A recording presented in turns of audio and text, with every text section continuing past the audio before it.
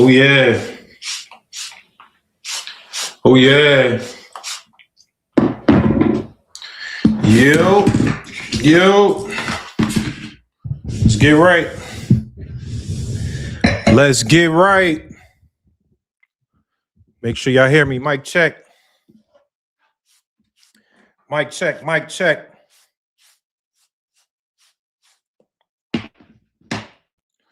Mic check. 1 2 1 2.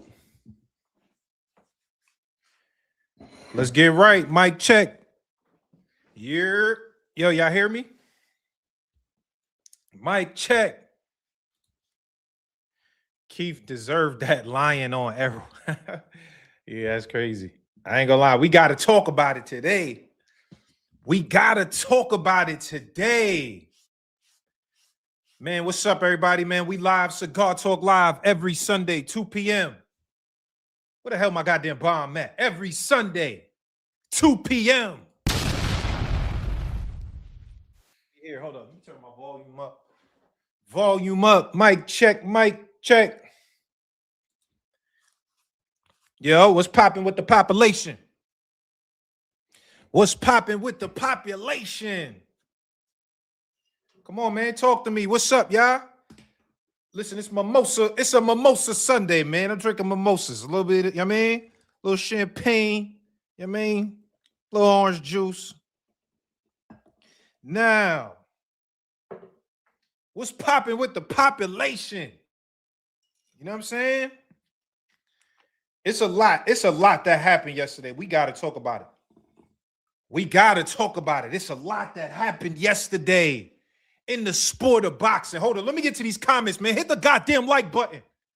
Y'all know how we do, man. Hit the goddamn like button. Oh. Sport of boxing. Who's on the check-in real quick before we get to it? Who's on the check-in, man? Let me see who's on the check-in. Scary Hours, what's up, man? What's good? Scary Hours. Hit the like button. Yo, Phil, what's popping, Phil? Yo, hit that like button, y'all. Sham, what's popping? Bud gonna smoke Canelo, what's good? Yeah, what's good? Okay, sounds is good. Okay. Two Sizzle, my dog. What's popping, Two Sizzle? Fondora hand wraps was 2 hours early. Miss, what? Hold up, Fundora hand wraps was 2 hours early. What that mean? What you mean by that? Yo, Polo, what's up, Polo? Yo, we on the check-in, man. Cigar Talk Live. It was a lot that happened in the sport of boxing yesterday. We got to talk about it, man. Hit the like button for me, man. Hit that goddamn like button. Let's go. Let's go. Let's talk. I want to talk about everything that happened yesterday, bro. STDs burn like hell. 85 days sober. All right, salute, man. 85 days sober. Salute to you, bro. Your name is crazy though. STDs burn like hell is crazy. Fondora over boots. Oh, we gonna talk about it. Joshua Newton, we gonna talk about it. We gonna talk about it. Dude gonna be hard to beat with his height and reach. That's a fact. That's a fact. That's a fact. What's up, y'all? What's up? Salute, fam. How about Moses? I got respect for I Geek too. That'll be an amazing fight. Yo, MMA boxer, salute, man. Yo, hit the like button for me, man. Well, let's get to it. Let's get to it. My special guest today, he'll be up in about maybe about 20 minutes. White Magic. That's what they call it. White Magic. Vito Mielniki. I wanted to get this guy up because I remember I went to a Shakur fight and he was the undercard. And it was like all his people was wearing white. I guess that was what he did. He asked everybody, yo, if you my fans, wear white. And it was mad white shirts in the building, bro. I ain't gonna cap. You know what I'm saying? It was mad white shirts in the building. And, you know, because let's be honest. All right, Shakur, it was in Newark. And Shakur's hometown is mostly black. But Vito had mad Italians in there. Like, I was like, damn, this boy got a real fan base out here. It's a lot of people in here. And I remembered that. So I said, yo, you know what? I want to talk to this young man and see what he's talking about, man. Naj, I think you got a drinking problem, bro. I don't know why you think that, man. I really only drink when I'm here with y'all on Sundays. Actually, me and my girl go get a drink on Saturdays sometimes too. Man, hit the goddamn like button, man. Hit the goddamn like button. Let's talk. So before I get Vito Mel Nikki up here, he'll be here in about 20 minutes. We got to talk some boxing. I need y'all opinions this week, man. I need y'all opinions this week, man. Yeah, that name is crazy. The nigga name was STD's Burn. Like, what's up with you, dog? What's up with you, dog? What you think about a potential Schofield versus Russell fight? Oh, that's a good topic. We can talk about that. Schofield Russell. I'm into that. All right. So check it out. Check it out. First things first. Let's get to some of these topics that happen. Let's get to some of these fights that happened over the last 24 hours. First things first, I want to start with the first one. Hit the like button for me. Hit the like button. Let's cook. Let's cook it up. Let's cook it up. I want to hear y'all opinions. Let's cook it up. First things first. I got to get to the meanest guy at 160 pounds. Let me drop a bomb for him. I mentioned him already on last week's show. His name is Yoyo Hernandez. Oh, my God. Oh, my God. Yoyo Hernandez, bruh. Yoyo Hernandez, bruh. I ain't even gonna lie. Yoyo Hernandez, bruh. Yo-Yo is a demon. He's a demon. It's demon time. When Yo-Yo pull up, it's demon time. And I can't even cap. I think I told y'all this last week. I seen Yo-Yo fight in real life. I was like in the second row when he fought Kyron Davis. I believe that was a Caleb Plant fight, if I'm not mistaken. Yoyo Hernandez. I keep saying Rodriguez. Yoyo Hernandez. Yoeli. Yoyo Hernandez. First of all, he looks like LeBron James. He looks like a Cuban LeBron. That's what he looks like. He looks like Cuban LeBron. But the thing about this guy, Yoyo, bruh, he's just relentless. Like, he don't give you time to breathe. When we talk about guys that are pressure fighters, this guy is the guy. He's a pressure fighter that doesn't stop. He also has power. And also his combinations is just nasty, bro. His combinations, man. Yo, Blaze, what's up, man? Let's cook it up. Salute, Blaze in the building. Let's cook it up. Yoyo Hernandez. I was there, like I said, when he fought Kyron Davis, and actually, I felt bad for Davis. That's how bad the ass whooping was. Matter of fact, y'all want to see how this is what Yo-Yo does. When Yo-Yo is in the ring, this is what you see. It's belt to ass.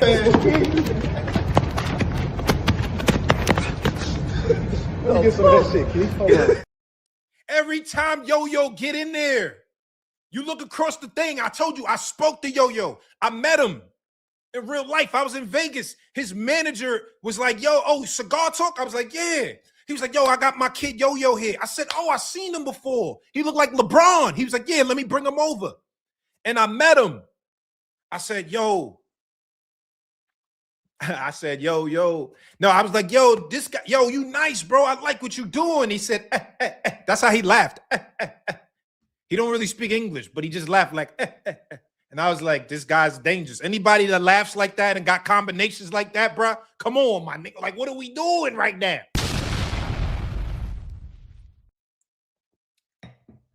He then proceeded to beat up Kyron Davis.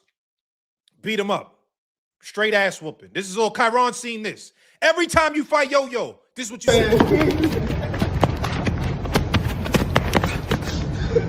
Get some of that shit. Straight belt. So then we had a good veteran. Listen, we had a good veteran. Terrell Gaucher is a good veteran, bruh.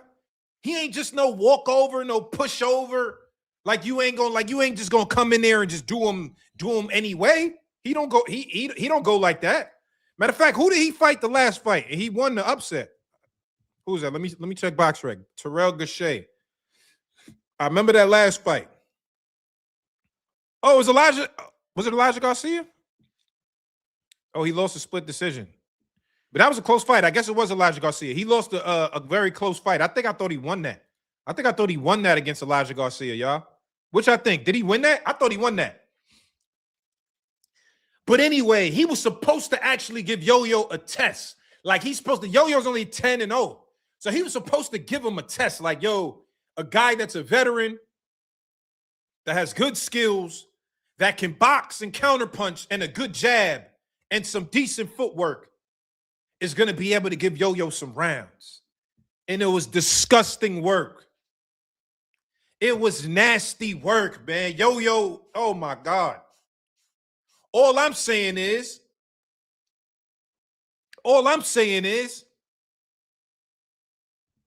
your man, Carlos Adames, I seen him put up a tweet that said, nobody at 160 could beat me. Well, you got to go see Yo-Yo then, bruh. Because I don't know. I'm going to be honest, y'all. I don't know if Adames could beat Yo-Yo right now. I don't know that. I don't believe that. Because Janabek was off the juice. Janabek was on the Osterine pack. Yo, it's crazy. I don't really know like all the names of steroids, but I just call every steroid Osterine right now because of Ryan.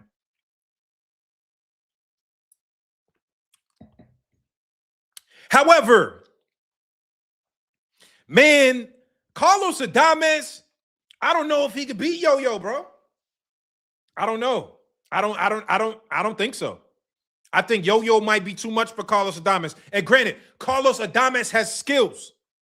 Highly skilled fighter. But that level of pressure from this Cuban demon, bruh. He's a Cuban demon. Look at the way he throws his combinations. He go boom. He start with the jab, rip two to the body, and then come up with an uppercut. Like his combinations is just hard to deal with, man. Yoyo Hernandez.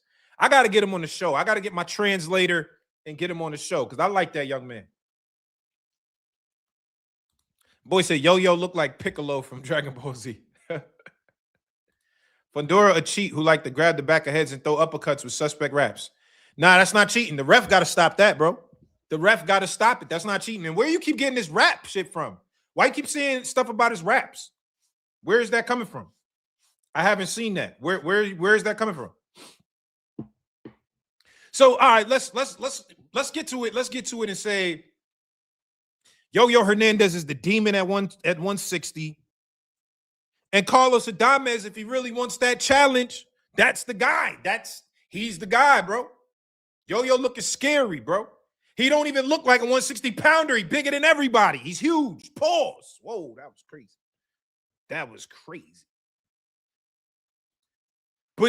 But listen, man. Yo-Yo one of them diesel type of, you know what I'm saying? That's all I'm saying. I'm just letting you know. Get your Spanish up, Najee. I know I gotta get my Spanish up. I got a little bit, más o menos. You know what I mean? I got New York Spanish, New Yorican, papi. Yo, papi. How does that punchy feed, papi? You know what I mean? I got the New Yorican Spanish, baby. You know what I'm saying? Yo, papi. You know what I'm saying? Itauma giving Agit the belt. Face it. Oh. Love Terrence. Chill, Love Terrence. Relax. Agit Cabiel. That's my son.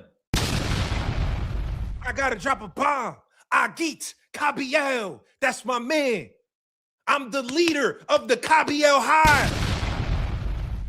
I'm the leader. The Cabiel Hive, bruh. But I ain't gonna lie, Itauma looking crazy. I'm kind of scared. As the leader of Cabiel Hive, I'm kind of scared. I gotta be honest. Y'all know I don't cap. I'm scared. Moses Itauma is looking crazy, bro. Yo. Nah, hold up. Let's get to it. Moses Itauma.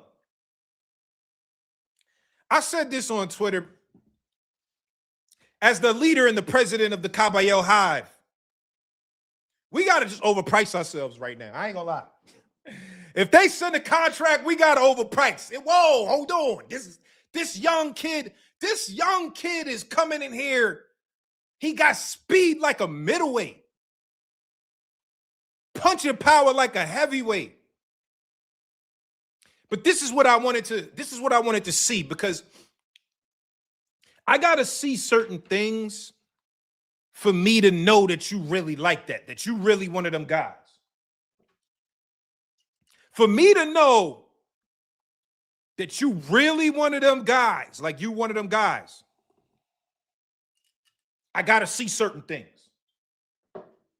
And up until now, I didn't see those things from Moses Itauma. I didn't see those things. Not to his fault, right? He's doing what he does. They're putting guys in front of him, and he's blowing them out effortlessly. What I wanted to see from Moses Itauma that I saw yesterday, this guy Moses Itauma, right? Moses Itauma has had the luxury of fighting guys that all he has to do to win is walk straight through the front door. I could jab you. I could set you up a little bit with just a touch to the body, right? He likes to touch you to the body. He'll stab to the body and then come up top with the big right hand. He's done it multiple times. Or if it's a southpaw, he'll use the lead right hand to the body and then set you up top, right? Cool. Basic combination, basic thing to like throw you off, go to the body and then come up top to the head, right? Cool. Amazing. That's good. But that didn't do enough to convince me that this guy is who they're saying that he is, right? Like he's going to be the future of the heavyweight division. You got to do more than touch the body and come upstairs to be the future of the heavyweight division. Obviously, I see you got speed. I see you got power. But what did you want to see, Naj? Cigar Talk, what did you want to see that was extra? What I needed to see from Moses to let me know if he's the guy or not is that you're fighting a guy that's not going to just only let you through the front door. You can't just walk through the front door against a Jermaine Franklin and think like, all right, cool, I'm going to just get him out of here. One, he could take punches. We've seen it. We've seen him do it a bunch of times. Two, he got head movement. He's slick enough with his upper body. He don't really move his feet a lot, but he's got a lot of head movement that is hard to just catch him flush. You just come in through the front door, throwing big shots, don't work on him. So I wanted to see, does Moses got the IQ to break through the side door? Can he pick the lock in the back door and disguise the power and get this guy up out of there? And boy, did he, Moses came through. He ain't come through the front door. Moses came through the back door. Let me get some of that shit, Keith. Hold on. Moses came through the goddamn back door. Yeah, back door is a pause, John Perkins. My bad. Yeah, back door is a pause. But for all intents and purposes, we gotta pause it and keep the analogy going. It is a pause. It is. But we gotta keep the analogy going, because what I'm saying is you can go through the front door against a certain level of guy. You can walk through, jab, stab to the stomach, come up top. Amazing. Cool. What can you do to set it up? Can you set up your power when that don't work? Can you set it up and disguise your power when going through the front door don't work? And that's what he did. What we saw. What did we see, y'all? Number one, he already showed the speed off top, right? He's touching them fast. He's touching them real fast, speedy. Boom, jab, quick, boom, boom, boom. 1-2, boom. First round. But what he also does a lot, and he does this in other fights, but he's good at feinting, right? He's feinting. hand feints and foot feints. You see him, boom, hands. He'll give you the hand feints, but he also was giving foot feints, both upstairs and down to the body, right? Now, what do we see? And this is the experience that I think he picked up. This is the experience that I think he picked up.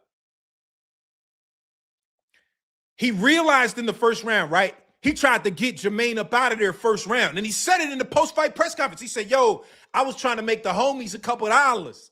That's what he said. I was like, I don't even know if you could say that, brother, but okay. But he was like, yo, I was trying to get him up out of there early. And that's a mistake.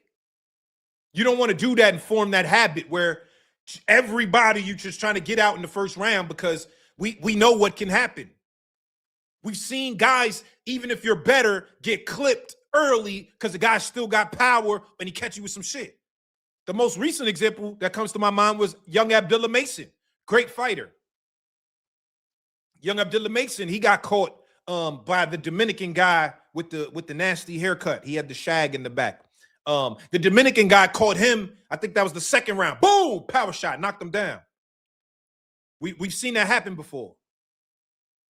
But he tried to get him out of there in the first round, right? Didn't work. Didn't work. But he used a lot of energy. At the end of the first round, he was already like breathing out his mouth. And I'm like, whoa, whoa. You ain't supposed to be breathing out your mouth already first round, bro. Not first round. Matt Borgeson, salute, man. Why are you saying Fondora is the best at 154 when he just fought a Keith Thurman that had more injuries than fights in almost 8 years? Keith was shot. Matt Borgeson, salute. We about to get to the cooking. We about to get to the Fondora cooking in a little bit. Just bear with me, Matt. Thank you. Salute for your super chat. I appreciate that. I'm gonna get to the Fondora cooking and why I feel like Sebastian Fondora is the best fighter at 154 pounds. I believe that he beats everyone in the 154-pound division right now. We're going to get to it. We're going to get to it. Let me finish the Moses, and we're going to get to it. Let me finish the Moses. Let me finish the Moses, and we're going to get to it. What I'm saying is this about Moses Itauma. We saw the jabs upstairs, right? We even saw the jabs to the body. Then we started seeing feints. After the first round, he expended a lot of energy trying to get him up out of there.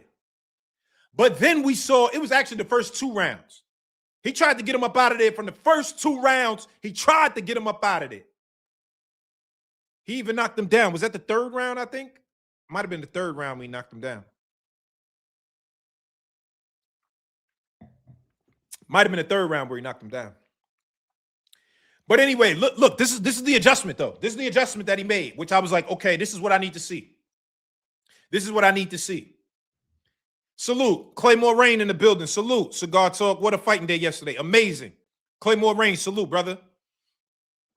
An amazing day. So hold up. Let me finish this point. And Matt Borgeson, I'm gonna get to Fondora shortly after. I want y'all to come up here. Let's cook. Let's cook.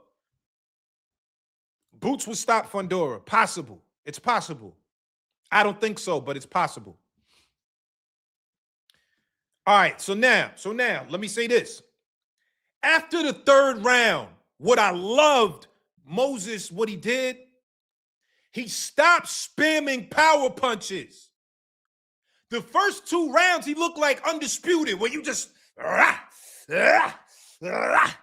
spamming power punches. That's what they used to do with Deontay Wilder in the Undisputed video game. You don't set up no shots, spamming power punches. Spamming power punches. That's what he was doing the first 2 rounds. However, when he realized that alone isn't working, I saw what I needed to see to make me feel like, okay, this kid has the ability to be the elite level. He slowed down the speed of his punches. He started varying the speed of his punches. Everything in the first 2 rounds was fast. Everything in the first 2 rounds was fast. 3rd round, he came out, pulling jab, throwing right, touching him, not trying to knock him out, touching him, picking his shots, going to the body around the elbow, touching around downstairs to the body. A lot of foot feints. Now he changed up his rhythm. Moses Itauma changed up his rhythm from round 3. I loved it. That showed me, okay, this guy, he's not just a power punch spammer. He ain't just a power punch spammer, y'all. After that, round 3, I think he knocked him down. I think that was the 3rd round. Up top, caught him. He kept trying to catch him on the top of the head, too. You know, the top of the head, that's the equilibrium punches. Top of the head, you know, will fry your brain. But what Moses did, like I said, is he stopped only just going, he stopped spamming and started getting in setup mode. Touch, bang. Touch, bang, around the guard. Boom, boom. It's hard to time a guy when you don't know which punch is hard. If every single punch you throw is hard, I already know what I got to do. All right, cool. I'm moving out the way of this, moving out the way of that. You start getting comfortable. He can lull you into a false sense of security when you start touching. Touch his ass. Just touch his ass. Don't power punch him. Just touch his ass. Boom. You don't know which punch is going to be the hard one, the knockout one. Now let's get to round 5, where Cigar Talk predicted it, and I won the money. $100 got me $750 because I bet round 5. I also bet round 4. I said it was either going to be 4 or 5. So I really lost $100 on that, and I won $750, so $650. I won $650. What did he do in round 5? What did he do in round 5? Hold on, let me just play this. Let me play this shit real quick. Hopefully I don't get flagged up in this motherfucker. Let me play it just so we could see. Let me play it. I just not the entire fight. Not the entire fight. I just want to play the knockout. I just want to play the knockout. Hopefully they don't flag me. Please don't flag me. I just want to play the knockout, man. I don't want to play the full video. Don't flag me, man. Please. Please don't flag. You know what I mean? Please don't flag. All right, let me share my screen real quick. Hold up. Let me share the screen. All right. Yo, y'all see the screen? Y'all see the screen? Can y'all see the screen? Let me know.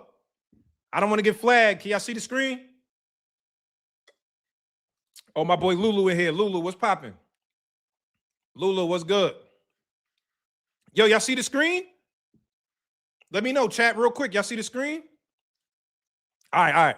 So hopefully I don't get flagged. I'm gonna leave it like this so I don't get flagged. I ain't even gonna full screen the joint. No sound, full screen. Look at slightly less sound off. We don't want to get flagged. Now, mind you what I said. He started touching. Oh God. Oh, damn, I need a little pre-roll, though. I need a little pre-roll. All right, let's look at this one right here. Let's look at this one right here. Let me. Jab. Backhand as well. All right, no sound. Full screen, no sound. Hopefully they don't flag.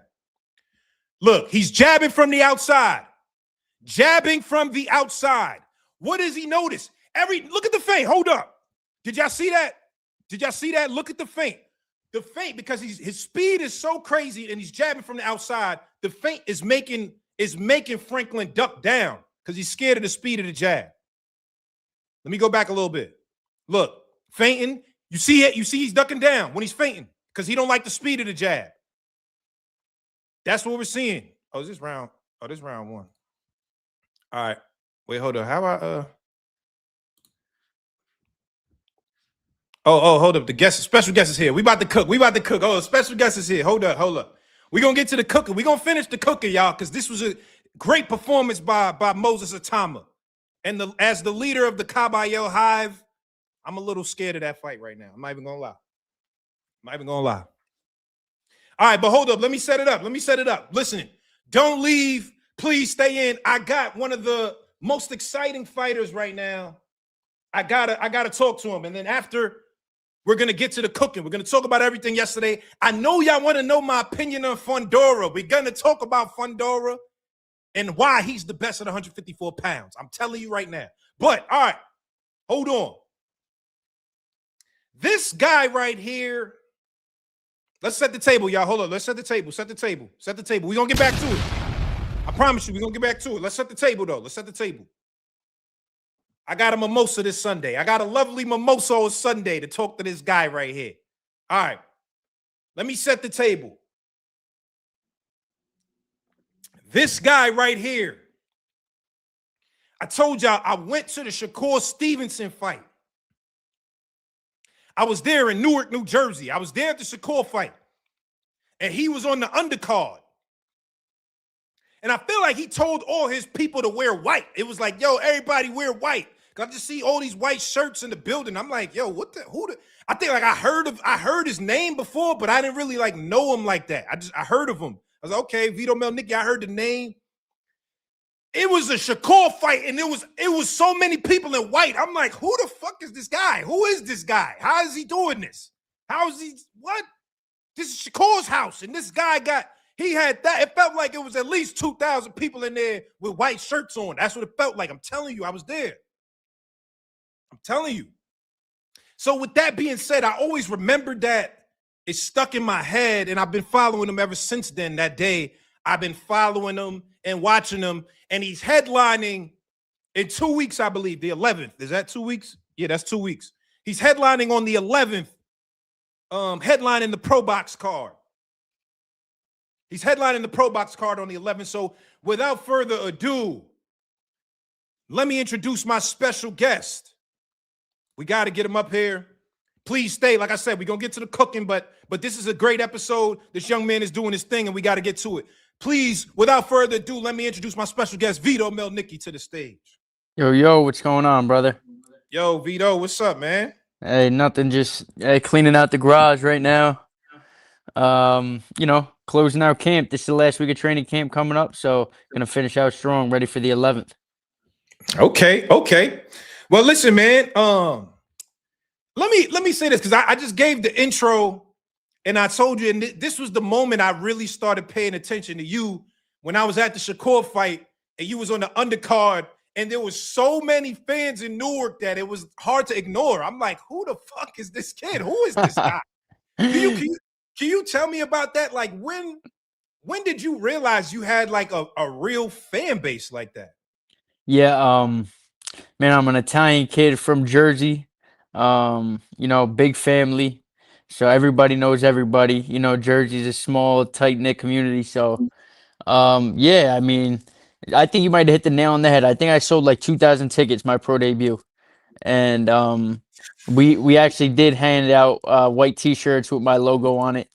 Obviously, my name is White Magic. That's my nickname. So, we had the red, white, and blue, all white shirts with the red, and blue on them as well, with my logo, with White Magic or Team White Magic or Team Mel Nikki on the back.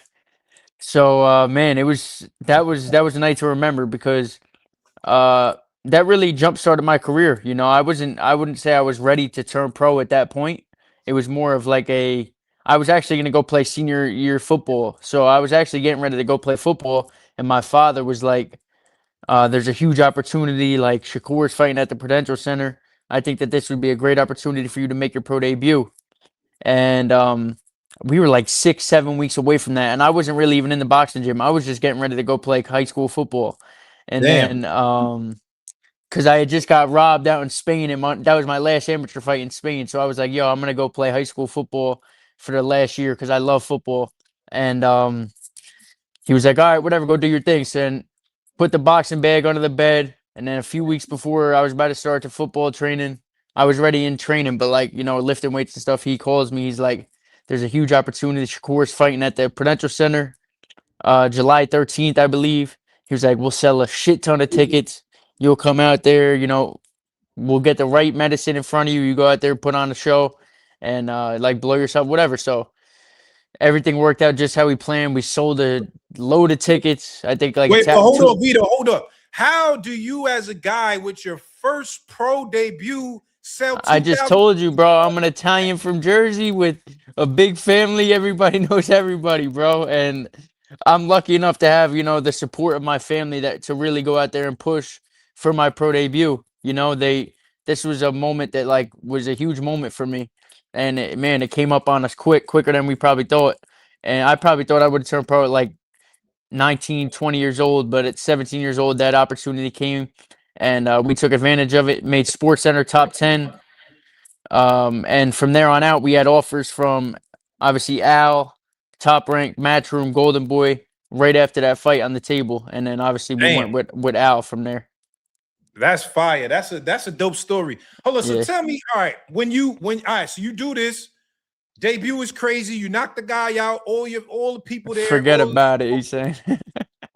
What made you choose PBC? What was it like? All right, you got the golden ticket, right? Everybody wants to sign you. Why did you choose PBC? Man, Al, they took me in his family, man, and what they were offering to me, all of my fights after that fight, my pro debut was on ESPN Plus under that Top Rank show with Shakur. After that, I was on Fox Sports 1, Showbox, and Fox 5. Like I was on all big platforms, on big fight cards, big pay-per-view cards, from the Errol Spence, Ugas fights to the Wilder Fury cards, the Wilder Ortiz cards. I was on all the biggest platforms. Obviously, he was taking care of me, paying me well, even as a young guy. Oh, you met him though? You met Al Heyman personally? I've never met Al Heyman. Oh yeah, I'm about to say nobody no, meets Al. I've never met Al Heyman. But man, Al did a great job with me, and I have nothing but love for them over there. They took care of me and treated me like family from the jump. So it was great being with them for sure.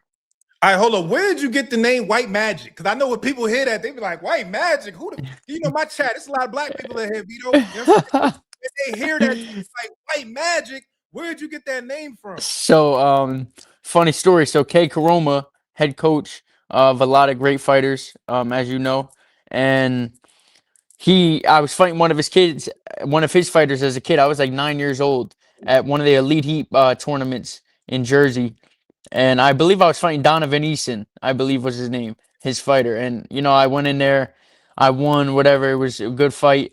And after the fight, Kay put his arm around me and was like, from here on out, we're going to call you White Magic. And, Coach K? Yeah, Coach K Karoma. And then from there, I made it my Xbox gamer tag. And then it just stuck for years. And then I just went on with it. Damn, that's kind of fire. Okay. Yeah. White Magic. All right.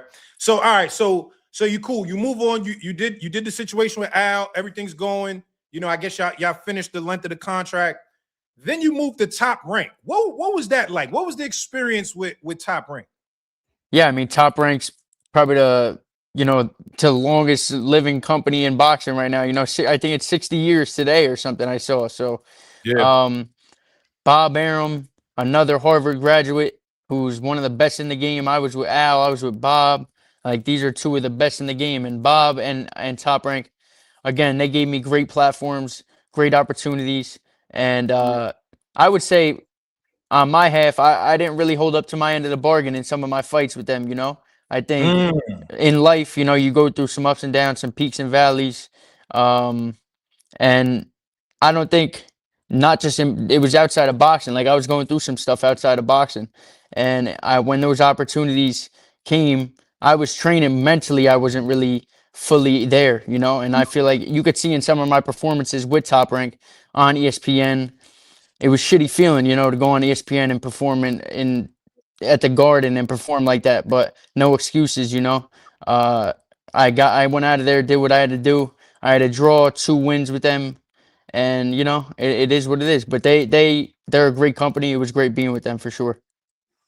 Now, do you feel like, and this is just me, like I said, is once I discovered you, I did all my homework. I went back, I looked at the fights, and I saw you, you took an L, you took a loss. I feel like you've gotten better since then, just me looking at the fights myself, right? Like my boxing brain, it looks like you've gotten better. Did that fight, did that L, did it motivate you to get better? Do you feel like you were always better and you just took an L? Like, what did that fight do for you? No, but like I said, like at the beginning of my career as a pro, like we knew we had to take it slow because realistically, we don't feel like I was ready to even turn pro. It was just the right opportunity came to the horizon. And as a 17-year-old kid, as I was turning pro young, I was underdeveloped. I'd hit puberty late, you know what I mean? Like all that stuff. Yeah, like, me too, and bro. I mean, listen, all of my lessons that I had, whether I won, whether I lost, whether I had a draw, were all on the biggest stages. When I was 17 years old, I was fighting on the biggest stages. Whereas a lot of these guys, when they turn pro, they're fighting off TV, off stream, where they're having their growing pains not in front of the world. For me, Mm, all of my growing pains happen in front of the world. You know what I mean? And right. I'm still growing every day. I'm getting better and better. Um, but that loss was was another more of a lesson to me, bigger than just boxing. You know, I went in there with a guy from Philly, James Martin, tough fighter, trained out at Boots' gym at the time with Bozy and them, and um, sort of got big headed a little bit. Like I was like 8-0, got bought my first truck. You know, was fighting on big platforms, and then I stayed. That was during COVID as well, where like it was tough in the bubble and stuff. But I was one of the most active fighters in the bubble. I think I had like 5 fights in a year. But Damn. like that opportunity came. I was originally supposed to fight him in May, and then a fight fell out on a earlier card in April 17th. And me being like, you know, at the time, like I was just getting ahead of myself. I was like, that's fine. Like if it's gonna be on Channel 5 Fox, let's do it. Because in Yeah. May it would have been on FS1. They were like on Fox, let's do. I was like, all right, cool, let's do it. This is a great opportunity. And I wasn't fully prepared, you know. I wasn't fully invested into the gym like at that point. In terms, I came off a big win on Fox earlier on in that year, and then that fight came, and I jumped all over it. But again, no excuses, man. James Martin, I tell everybody, and it's hard to go up and rewatch that fight because I was taking some big punches that I normally Yeah. don't take. You know what I mean? I was just Yeah. getting hit with stupid stuff. You could tell like I just looked like a step behind. That was the first time I ever did a catch weight in my career because I couldn't get down to the weight. Um, Mm. and listen, all that stuff is the reason why I'm still here today, and the reason why I'm still developing. I'm learning each and every day, and man, it's just another bump in the road, but it made me better for sure. Nah, for sure. Okay. I mean, now you're with Ronnie Shields as a coach. Obviously, Ronnie Shields, one of the best coaches in the sport of boxing, Houston, Texas. What's it like training with Ronnie? I saw even Brian Norman Jr. was in the gym with y'all now. It seemed like. Did you Yeah, spar Brian Norman Jr.? I know you ahead of you bigger than him, but you know what I mean? nah, Brian and I haven't sparred, but man, Brian's real good dude, man.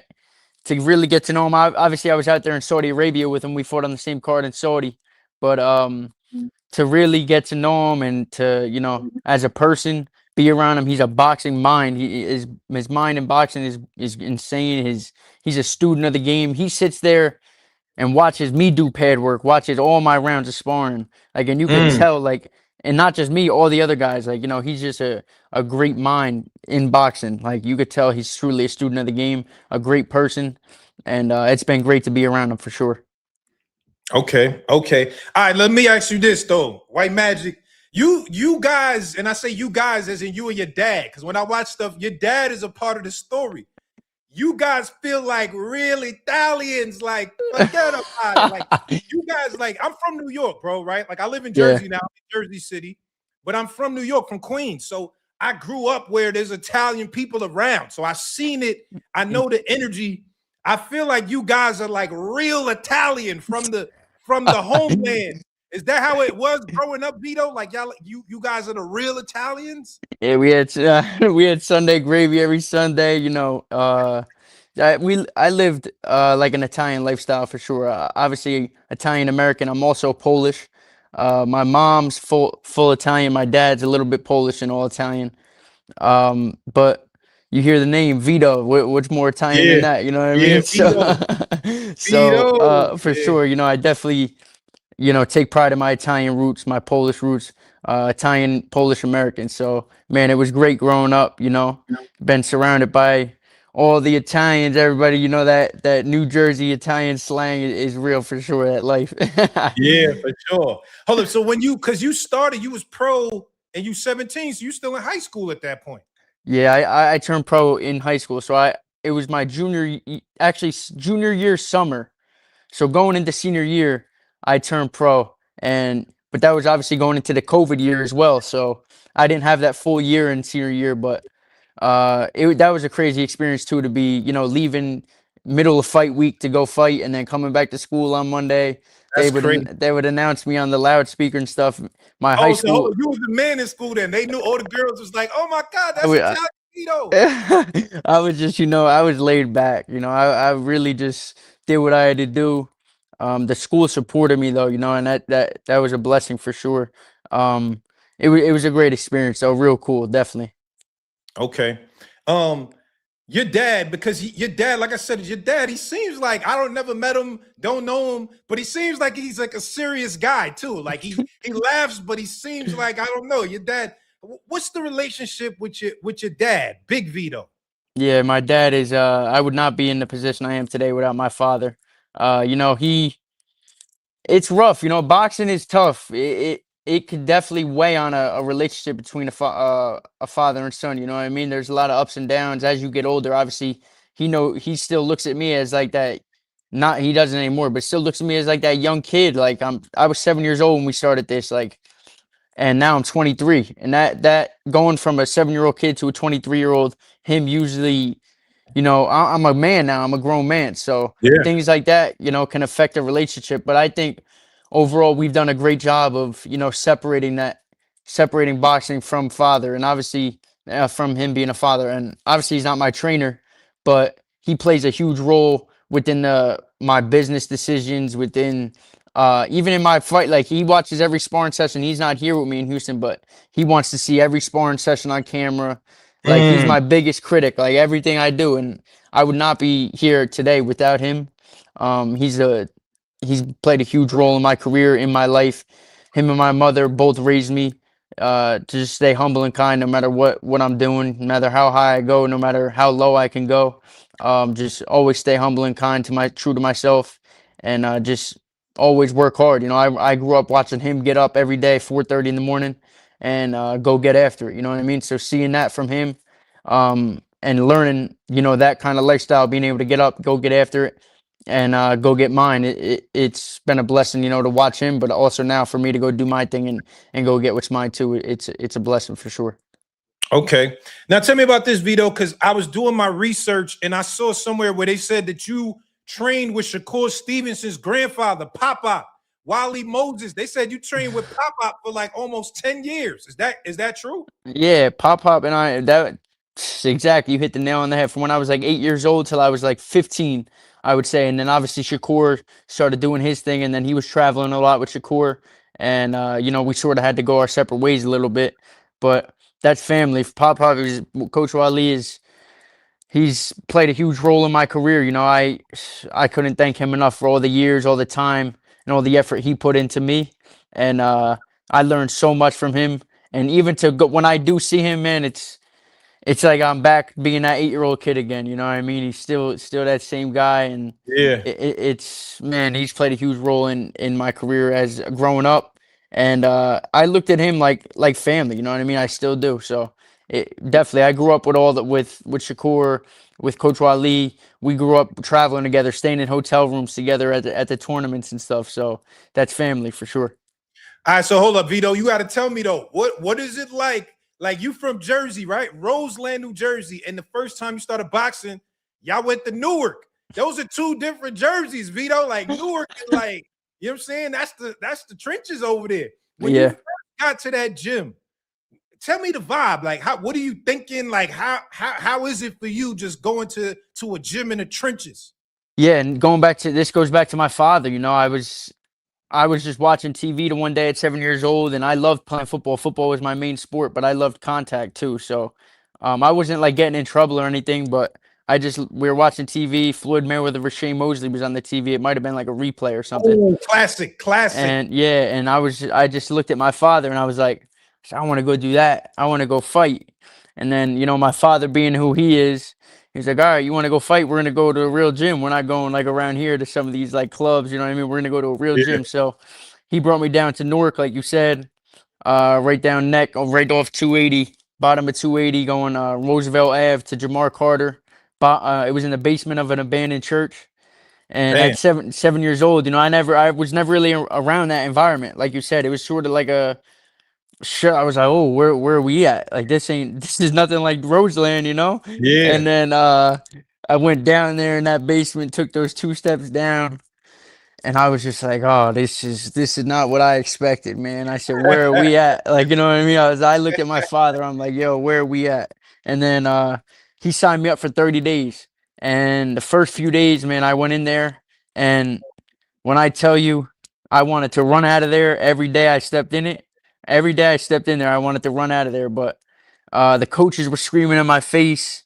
Just the whole setting was just so different for me. And by like the third or fourth day, man, everyone just took me in as family, and I just fell in love with it. You know, I fell in love with, as I seen the days go by, it was getting better and better. But those first few days, I told my dad, I said, I'm not going back there that fourth day or third day. He was like, no, I signed you up for 30 days. I paid for 30 days. You're going to finish out those 30 days. Mm. And then, man, it was the best thing that could have happened, the best thing he could have said. And I'm so grateful and thankful that, man, he made me stick it out, because look where we're at now. All right, hold on, Vito. But tell me, like, all right, because I asked this funny. I had Tony Harrison on the show one time, and he was telling me that, you know, he's from the Kronk Gym, right? Like Kronk Yeah. Gym. And it's all black people, and Tyson Fury came there, and everybody's like, who the fuck is this guy? Yeah. Did you feel that energy as like being the white guy at a black gym? Was it like a It's weird like energy? like 8 Mile. Like 8 Mile. Like 8 Mile. No, but man, I just, like I said, man, they like, I obviously was like the only white kid in there, you know what I mean? I was the only white kid in there, but I just never seen that. I was just was, if you treat me right, I treat you right. And that's how I was raised, you know? And that's just how it was. Like, I was in there and we all became like close family, like brothers. And those guys that I met that day, I still to this day, if I went, I don't even know if Jamar Carter's still open, but I'm sure if I seen these guys, we were still just like it was back then, man. Just I'm like saying, family. did you have to like earn respect? Because you know how it is when it comes to these type of sports that's dominated by, you know, minorities. Yeah, They yeah. give a white guy a hard time a little bit. Hey, I You felt feel like that energy, like you had to earn respect in a way. To be honest, I always feel like I gotta earn my respect, like whether that's wherever I'm at, you know what I mean? Like, and maybe I did look at it like, oh, they might see me as like a soft suburban white kid, but that's not how I was raised at all. You know what I mean? Everything, even growing up, I had to earn, and that's just how it was. So I guess in a way you could say that, like, I felt like I had to earn my respect, but just being down there, I almost fight. I don't fight like a average, like a, you know, cliche statement. Like they say, like, white people like fight real stiff, come Yeah, forward, and that's not really me, because that's not how I was raised. That's not what I was raised right. around. And even like in the sparring, like yo, you were raised by the brothers, and I'm Yeah, like, yeah, I'm like, yeah, I'm like, yeah. man, that's just how I was. You know, that's what I was around. That's the style I was raised by, and I fight like, that's how I truly feel like when I'm fighting at my best. That's how I fight. So, slick, athletic, on my toes, using my feet, using my legs, and I feel like that's when I'm at my best. Now I saw your dad say that you also went down to the Baltimore area in Baltimore, DC, and went to the Upton gym. That's, you know, that's Coach Calvin, that's Javante Tank Davis. You Hmm. spent time out there with those guys as well. Yeah, for sure. Like probably 20 of my first like 40 amateur fights were all down in Baltimore, Upton gym, DC area. And Calvin, Truck, Tank, that's, I grew up with all them too. So um on that East Coast, you know, you drive up and down, going to get sparring every weekend, fighting every weekend. Those 1 day shows, even if it was as a kid at 1 minute, 1 minute, 1 minute for 3 rounds. It was Right. just, you know, it was fun. It was a fun time in boxing for me, just learning, you know, being around those guys who, look at Tank, man, look what he did in the sport, look what he's still doing in the sport. So Shakur, look what he's doing in the sport. All these guys that I grew up with, to see them doing what they're doing, it's truly motivating for sure. Do you feel like you knew, like being around Tank, is that something like you knew this guy was gonna be like this big boxing star like that? Or when it happened, you was like, oh shit, like look Nah, who. you could tell. Like, I feel like always, like, even like Shakur, I feel like there was this point in Shakur's like career I remember vividly. Like, we went down to Connecticut, one of the fights in Connecticut, a day show where me, Shakur, Coach Wally, and my father, we drove down there, and he had lost. He was young, but he had lost, and I feel like that was like, after that fight, he came out and he was crying, and he was like, I'll never not throw punches again, pal. I'll never do this. Yeah, I'm never gonna lose again. And I think since then, the only time he lost was at the Olympic trials and at the Olympics, and that was it. And like, there's turning points within somebody's life and career where they make those decisions. And I feel like being able to witness that from these great fighters and great athletes, it it's insane to watch because seeing them grow up, seeing how far they came, and seeing where they're at now and how far they've taken it, it's pretty cool to watch for sure. Okay. So tell me this, Vito, because I know there was a point where, they were starting up, what was known as TKO at the time, you know what I mean? Which is now, I guess, feel like transition into Zuffa boxing. And there was always rumors that you were supposed to be the guy that led the charge, you know what I mean? Like between TKO and Zuffa boxing. I guess that didn't happen because you signed with Samson Lukowicz. But what happened? What was that at that time? Like, when it was TKO or Zuffa, like, what was that for you? That was real. That was all real. That wasn't just speculation.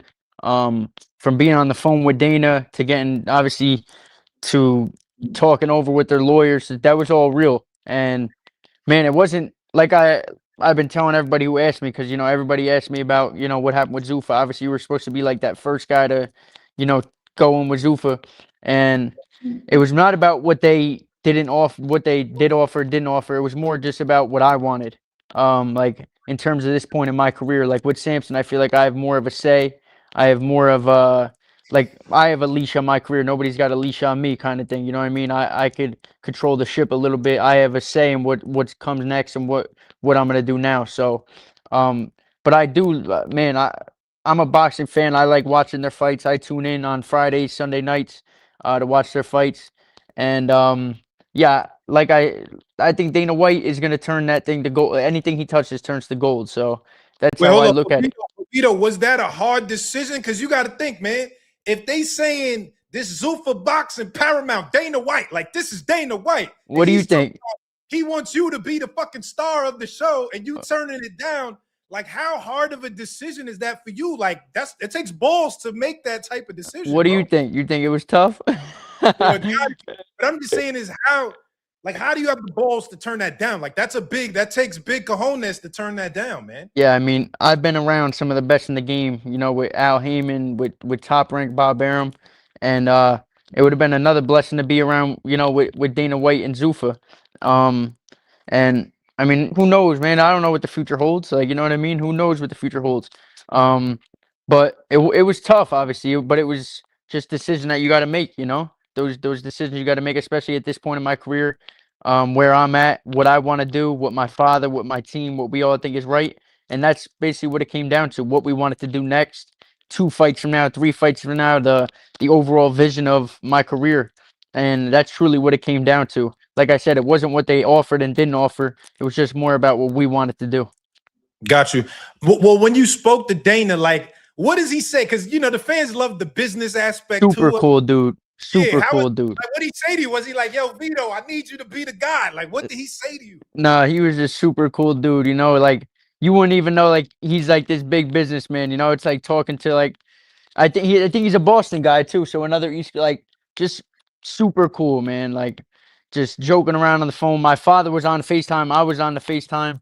My dad wasn't with me, but we were with. I was with Harrison and Ish too over here. But they were like, yeah, someone wants to talk to you, and they put Dana on the phone. And man, I'm a huge UFC fan too. So I was like, oh, Dana White's on the phone. Like, you know what I mean? It's just cool, but. Like I said, it was just talking to like another dude. Like, he doesn't have like an ego. Like, he was just real cool, joking around. My dad's busting balls. We're all laughing on the phone. So it was sick. It was cool for sure. That's fire. All right, so talk to me about this fight on the 11th, man. You headlining Pro Box card, April 11th. Man, talk to me, man. I think it's actually, is it in Atlantic City, I believe? Yeah, Atlantic City, Boardwalk Hall, April 11th. Fighting Omar Ulysses Huerta, 15-0 with 13 KOs. Tall, southpaw, Mexican. I expect nothing but fireworks, and this was, a great fight for me on another big platform for me to showcase my talent in a tough fight. Another undefeated opponent, my 4th straight. So just excited, just to display more and more of what I've been working on with Ronnie, and put on a dominant performance. Yeah. Okay. All right. Well, let me ask you this though before we wrap up. I need to know what's the best, like, what is Vito's favorite Italian meal? Like, you about to get, mom is cooking on Sundays, everybody's there, grandma, everybody. What's the Italian meal that Vito wants to eat? So Obviously, some pasta. You know, you can't go wrong with Sunday gravy. My mom's Sunday gravy. Even my girl's sauce. My girl's family's full Italian too. They introduced me to some real good Italian food. Some panzerotti. I love pizza. My mom makes. I love my mom's meatballs. Obviously, Sunday, all that kind of stuff. But you can't go Yeah. wrong with a pasta, man. Can't go wrong with pasta, pizza. I'm not really a big fish guy, which, you know, Italians do eat like a lot of fish for that. I don't eat a lot of fish, so but can't go wrong with pasta, especially after the weigh-in. Okay, yeah, I like me some. I was just in Italy. I went to Italy a couple months ago. That was in September. I was in Italy. What part? Um, I went to Sorrento, Florence, Okay, Milan. I was bouncing around, but I liked it out that's there. You know cool. what I'm saying? I like it out there. Yeah, for sure, definitely, that's cool. Okay. Man, you got it. You got a couple of minutes to take a couple fan questions real quick. Yeah, for sure. All right, yo, listen, man. We got White Magic, Vito Mel Nikki in the building. Now, I would have gave you a different nickname because you were real Italian. Like, we gave you an Italian nickname, bro. Like, I feel White Magic, though. I feel it. Like, I like Yeah, it. But the Italian, like, you know what I'm saying? The yeah, Italian, we got to give you a, you know what I'm saying? But, yo, listen. Vito Mel Nikki's now in the building. Hit the like button for me. We almost got 300 people in here, man. Come on, hit the like button. okay, cool. Yeah, for sure. Hit that like. I don't know, what do you want? YouTube, subscribe, comment, do all the above, baby. Nah, that's Shout out great. to the That's Cigar great. Talk. Yeah, there you go. There you go. That's a good drop right there. All right, hold up. Let me ask you this though. 160. There's a 160-pound division. That's where you at. That's where you live in. Who you want, man? We got a couple names. We got Carlos Adames and we got OG Lara. We got Lara, the OG yeah. Lara over there. Like who do you want to fight? Yeah, man. To be honest, right now I think I'm ranked 4 or 5 in the BO, and I see that obviously that Janabek still has that title. I don't know what they're gonna do about that. Obviously, he popped for PEDs, whatever. So, Yep. those guys at the top are gonna have to fight. Even those guys, like you get a call for after they fight, get a call for them. But any of those guys, the champions that I'm gonna have to fight, I'm gonna have to go through to get what I want. So can't handpick a name. Obviously, Laura would be extra cool. You know, I've actually going back like when I was a kid, I watched Erzlani Laura at Boardwalk Hall. So now to be fighting there, Bam. the fact that he's still fighting and his world champ is even crazier. But Right. man, to share the ring with any of those guys and have an opportunity at my dream and my goal in this sport, man, I would want nothing more against any of those guys at the top that I'm gonna have to fight. You think you ready right now? Like if they was to offer you a fight next, like all right, you get through this guy on the April 11th, and they was like, "Yo, we got a call right now, Carlos Adames. Are you ready for that now, or do you feel like you need a couple more?" Me, I was ready yesterday. I'm ready. You know what I mean? Me as a fighter, and I'm always gonna be ready. You know, I stay in the gym, I stay ready. Um, my team, obviously, we have plans. We have a vision, ultimate vision that stays between us. Until it's done, tell none. That's Yeah, law. And yeah, that's you correct. know, we got a vision for sure, but we're locked in. All right, hold up. Let me ask you this. There was a fighter yesterday that they calling him the boogeyman. I'm one of the people calling him this. The Yeah. boogeyman at 160. Yoyo Hernandez. Yo, Vito, that motherfucker looking scary, my boy. He looking scary. What do you think about him? Do you rate him? Do you feel like he's one of the guys? Or you kind of like whatever? Definitely, for sure. I mean, I think it's evident. You know, I give credit where credit's due. I've watched him spar down here when he was down here sparring with Morel. It's clear, it's evident that he's the real deal. So that's another one of those guys at the top, you know. And when you're at the top, all these guys are going to be like that. So, like you said, he's a boogeyman, and I'm look, I'm a boogeyman too. We're all in this, you know, to be the best, to be in this. So that's how I look at it. You know, all those guys at the top are going to be on another level, are going to be the best in the world. So that's how you got to look at it. Okay, hold on. They asking, did you spar Tank in the chat? You sparred Tank? No, I never sparred Tank, but you know, just messing around in the gym and stuff. You know, he could crack. Let's just put he could punch for sure. You know. Yeah. Like he always been punching since you knew him as a kid. He always been Yeah, punching. for sure. And he's actually super athletic. Like a lot of people don't like. He's crazy athletic. Yeah. Hold up. What they were saying? How was the sparring with Yo-Yo? How was that sparring? With Morel. Yeah. That was good work. You know, from what I seen, I was down here. They were down here for a while. For Morel's last few fights, sparring with Morel, and it was real good work. Him and Morel. Did you spar Morel too? No, I didn't spar Morel. I never sparred Morel down here. Okay. Who's the guy that you sparred that we would know that was Charlo. You know what I mean? Oh, Charlo. Jamal. Yeah, my first training camp down here, it was basically just me and Jamal. When Jamal fought Jose Benavidez, and I fought on the undercard of that fight.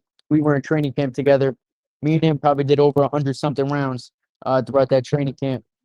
And we were doing 10 rounds at a clip, 8 rounds at a clip. So to have that as my first experience down in Houston, it was a blessing. Yeah. Oh, that's pretty good. That's pretty good. Yeah, Damn. for sure. More Charlo. Yeah, I like that. I like that. Okay. Definitely. So just lastly, Vito, tell me your goals, you know what I mean, in the sport. Like, what are you trying to get accomplished? What do you want to do before this thing is all said and done? Yeah, what I want to do, I want to inspire the younger generation, man. I'm just a kid from Roseland at the end of the day that just kept going. Just no matter what happened, no matter what obstacles came my way, no matter what somebody he or she had to say, I just kept going, blocked out the noise, stayed locked in, and just kept chasing my dream at the end of the day. And at the end of this, obviously the titles, I want the world championships, but I also want to I want a financial freedom. That's how I got to look at it. Generational wealth. Obviously, that's what we're all fighting for. That comes with the titles. So keep your eye on the titles, man. That's what I want to be a world champion. I want to be champion of the world. That's what that 7-year-old kid that went in that gym that day. And when I wanted to leave and I kept going, that's what my sights were set on, and that's what they're still set on, is to be champion of the world. I love that. They saying your nickname should be Vinny Vito Vici. That's what they say. Vinny Vito Vici. That's what they said in the chat. That's funny. All right. Yo, listen, Vito, I appreciate you pulling up, man. Thank you very much. And I'm definitely gonna be watching April 11th on ProBox TV. Do you have any messages to deliver to your fans? Man, shout out to everybody who's supporting me from day one. Whether you're just starting to support me, I appreciate you all. You know that every time I go in there, I'm looking to give you guys exciting performances. Expect fireworks on April 11th. Tune in. Buy your tickets if you haven't already. It's going to be a great night of fights for sure. Okay. Oh, last question. Did what you think about this? Because we have this debate sometimes in the chat. Like, if a regular guy fights a boxer in the street, like, do you think automatically a boxer is gonna, like, the boxer automatically got the advantage, like a regular guy? Like a street fight though, not a boxing match. No, street fight. I don't, because you put me, like, if a guy, like you're saying, a guy who don't know wrestling, who don't know nothing other, he's he just a just regular fights in guy. the street. He's not a trained wrestler. He's not trained in boxing. He's just a street fighter. Anything goes in street fight. So you don't know, man. Like, that's a tough decision. I feel like if you're not clipping this guy, or if this guy, like, you got to be able to land something on this dude clean. You know what I mean? Because he might be coming, throwing from everywhere. You don't know if things coming from his hip, coming from his ankle. Nah, but that's a funny question for sure. Okay. All right, yo. Well, listen, Vito, I appreciate you, man. Good luck on the 11th, and we'll definitely be tuned in, bro. Thank you, bro. I appreciate you. Nah, for sure. Take care, bro. Yep. Take care. Nah, man, come on. I like him, man. Vito Vici. What do you say? Vinny Vito Vici. Nah, I like him. He got a real Italian, New Jersey Italian accent. Like, you know what I mean?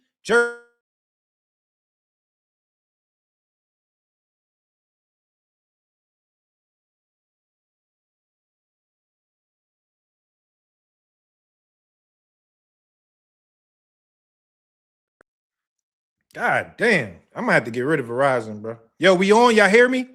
Y'all hear me? I like Vito Mielniki, bro. He's a cool dude for real. My boy Vito. Vito Benavici. Nah, I like Vito, man. He's a real Italian because I grew up with Italians, you know what I'm saying? In Queens, there's a lot of Italians around too. So, you know what I mean? Like, I've seen guys like, you know, growing up like Vito, you know what I mean? That, you know, it's familiar to me. So I definitely like that young man. Salute to him. And make sure we tune in April 11th. Nod on that cricket wireless. Yeah, I know. What the fuck? Yo, I just got a new they just sent me a new router though. Verizon. I'm gonna plug it in as soon as this is over. Cause that should be fucking just going out sometimes. Verizon fucking up. Shout out Vito. He dodged the yo-yo talk though. Nah, he said he want them guys, but I ain't gonna lie, yo-yo is a beast, bro. That's a hard fight for anybody at 160. And I like Vito. I think Vito nice. A street fight unorthodox. I'm eye gouging a nigga. Yeah, Tego, you know the vibes. You know, bah, you poke a nigga with this. Yo, you hit a nigga with this. Come on, man. Come on, man. They said I'm on the Metro PCS Wi-Fi. Damn. Get off that Obama phone. All right. Yeah, mad Italians in Long Island. That's a fact. Yeah, I like Vito, man. Vito Vinovici. Great interview. I liked it when he said, I was like, yo, you know, you was in the spot with all the black people in the gym. How you feel? He said it felt like 8 Mile. He said it felt like 8 Mile. I ain't gonna lie. 8 Mile is crazy. But Vito seems super cool, man. I like his energy. I like how he's giving it up. I like, you know, he ain't scared. I like Vito. I like Vito. Niggas ain't fighting, gang. Yeah, that's a fact. Now I'm gonna call that man Ratatouille. Ratatouille. Ratatouille is crazy. I like Vito though, man. He a good dude. He a good dude. All right, let's get to the cooking. Let's get to the cooking. I really need y'all to come up and talk to me, man. Let's talk. I want to know how you feel. How you feel about these fights last night. I talked about Moses Itauma earlier as the leader of the Caballero Hive. I'm a little scared of that fight. I'm not even gonna lie. As the leader of the Caballero Hive, I'm a little scared of the Moses Itauma fight. That boy looking crazy. Pause. What I said that was a pause. Alexa not charged up today. Nah, she sleep. She in the room sleep. She was sleeping when I started. She was sleeping. Alexa sleep. Like the way he's giving it up is crazy. Nah, come on. Don't do that, man. Come on. He giving it up like a real Italian, man. And he one of us, bro. I like my son Vito, man. Bring Greg up. Greg is in the building. Is Greg here? I ain't see him if he here. If Greg comment, let me know. I don't see him here, but I want to bring Greg up too. I want to know how y'all feel as a pause too. I can't know how niggas feel. Y'all Perkins, damn, y'all pausing everything today. All right, let's get it. Let's set the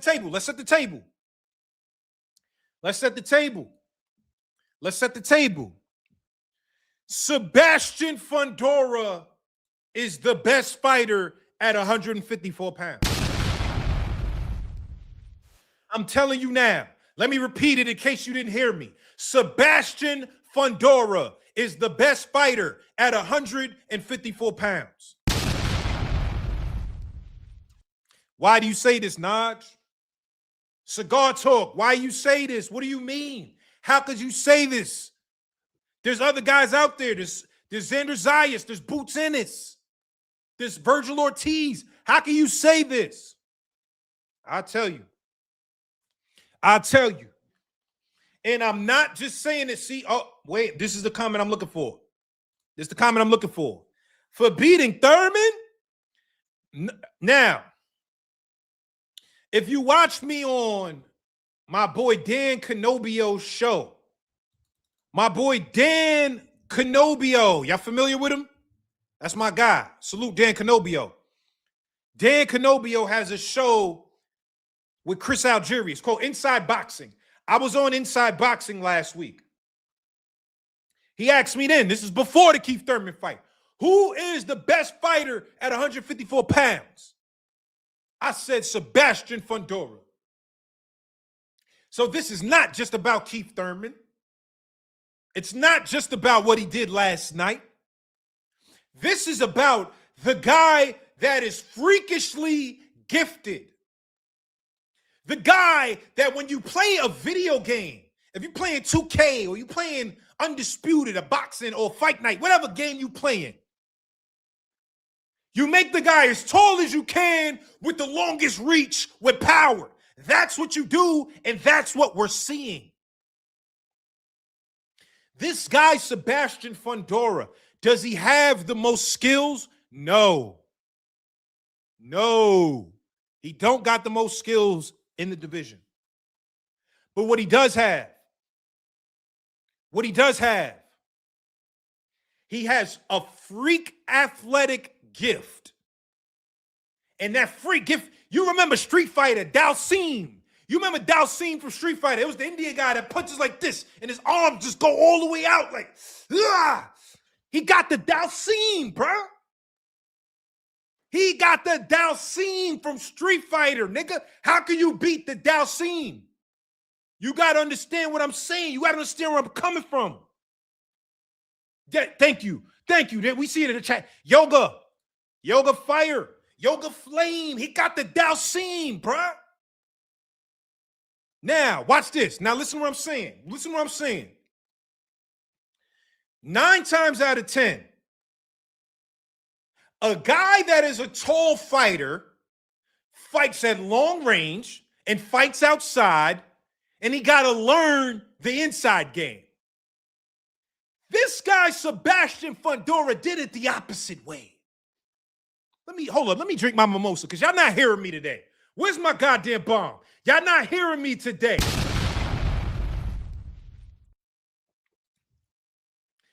Nine times out of 10, a tall fighter fights outside and has to learn how to fight inside. That's how you beat him. You get inside, you smother his work, and you start working inside. The thing about this is, Fondora's been an inside fighter that learned to fight outside. We're not talking about a guy that has to learn how to fight inside. So let's say you can make it past the Dalsim. Yoga Fire, Yoga Flame. You make it past the Dalsim Street Fighter punches. You're walking into his comfort zone. The motherfucker knows how to fight inside. That's his most comfortable range is in here. Boom, boom, uppercuts, hooks, short hooks. You can't, listen to what I'm saying, y'all. That's probably the best range that you can be at as a fighter because if you're outside, you can't hit him. He can hit you and you can't hit him. Yoga Fire, you can't hit him. We saw that with Keith Thurman last night. But what I'm telling you is, even if you manage to make it on the inside, he got something for you. Y'all remember when I interviewed my boy, the Ukrainian, Serhiy Bohachuk? I interviewed Bohachuk. Bohachuk told me, he said, I sparred Fundora. He said, he's so skinny. I looked at him like, look at this skinny guy. Look at this little skinny guy. He said it was the hardest puncher he's ever been in a ring with. And this is Bohachuk, a guy that takes punches. Bohachuk be taking them punches, bruh. What I'm trying to tell you is you're fighting a guy whose best range is inside. He don't got to be the best outside because his reach is like this. What are you saying? His reach is, yo, this guy's reach is crazy, son. He can afford to make mistakes on the outside because you can't hit him where he can hit you at. You can't capitalize on the mistakes from out there. But when you slip inside that range, you're going to pay. If you make any mistakes, you have to pay. You make any mistakes, you have to pay. So what I'm telling y'all right now is Fundora is a hard puncher. He's got the most reach we've ever seen for a 154-pounder. And he's a volume puncher. He's a non-stop volume puncher. He can hurt you with one shot. We've seen him do it multiple times. He can hurt you with one shot. I wouldn't necessarily say or call him a one-shot KO artist, but he can hurt you with one shot. He's done it plenty of times. But here's the other thing. Here's the other thing. Did y'all watch the press conference with Keith Thurman? Did y'all watch the press conference? There was a couple of interesting things that he said in the press conference. Let's cook it up, y'all. Let's cook it up. I'm cooking up. I'm cooking up. I'm going to drop the link in a little bit because I need to hear some opinions. I need to hear some opinions. Oh, my boy Cyrus in the building. Cyrus, what's popping? It only took a few seconds for Fundora to crack Keith. Yeah, that's a pause, my brother, but you are right. Salute Cyrus, though. I like Cyrus, man. Salute my boy Cyrus. Did y'all see the post-fight interview with Keith Thurman? Did y'all see it? The one thing he said, matter of fact, I might play a little clip. Let me play a little clip. Let me play a little clip from the post-fight. But one of the things that Keith Thurman said was Keith Thurman saw that this guy has extreme level conditioning. Do you know how hard it is to beat the guy with the Dalsim arms, with the power, with the conditioning, and the inside game? What are we talking about right now?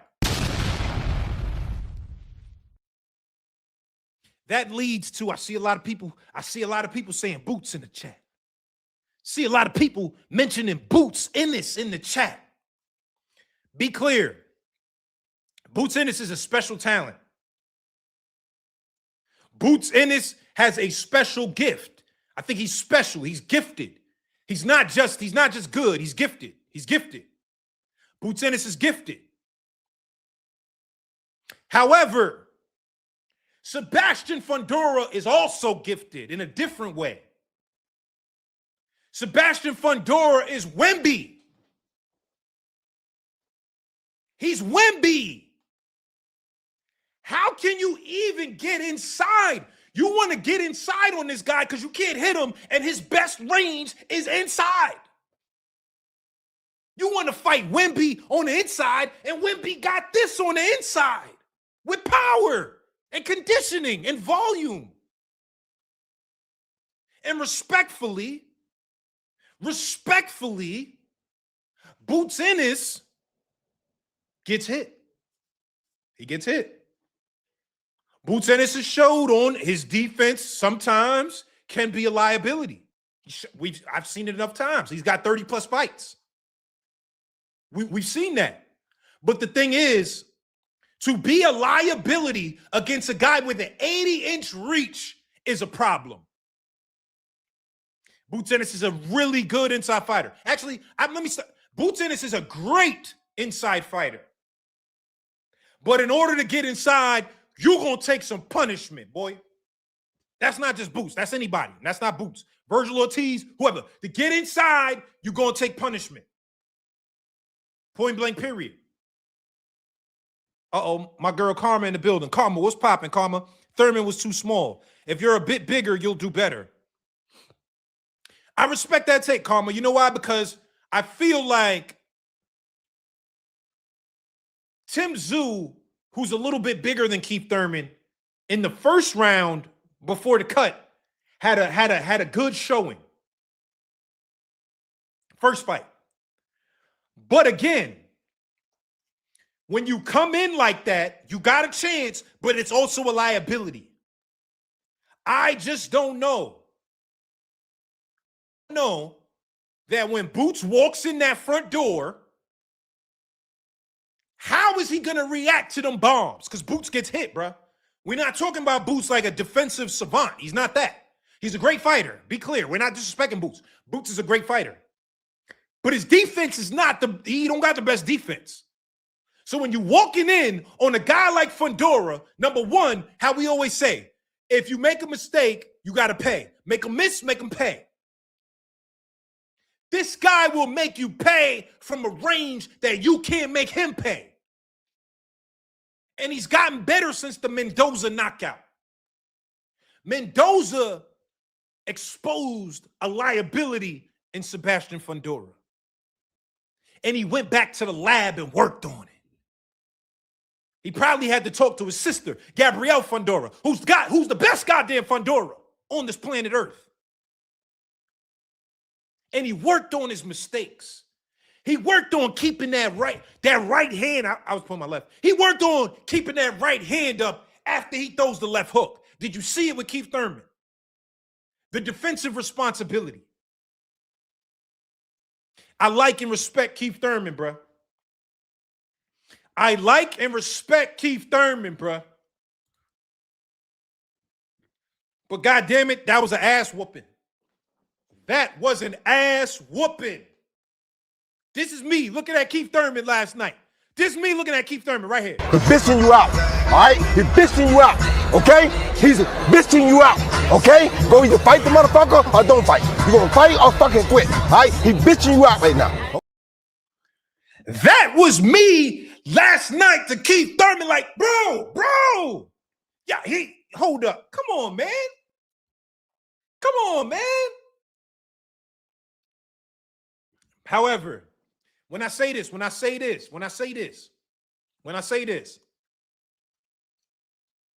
I understand Keith Thurman's strategy, though. I understand Keith Thurman's strategy. Even though we sitting here, we like Keith yo, listen, it was into the second round. I'm like, Keith, oh my God, Keith Thurman. He's bitching you out, all right? He's bitching you out, okay? He's bitching you out, okay? Go either fight the motherfucker or don't fight. You're gonna fight or fucking quit, all right? That's how I felt, y'all. I ain't even gonna cap. Roy is the meme for my life right now. He's bitching you out. Roy is the meme for my life. Shout out to Roy Jones. Keith, he was bitching you out. But I want to say this, because and this is all respect to Keith Thurman. Respect to Keith Thurman. Because I understood the strategy that he was trying to employ. Matter of fact, let me hold up, y'all.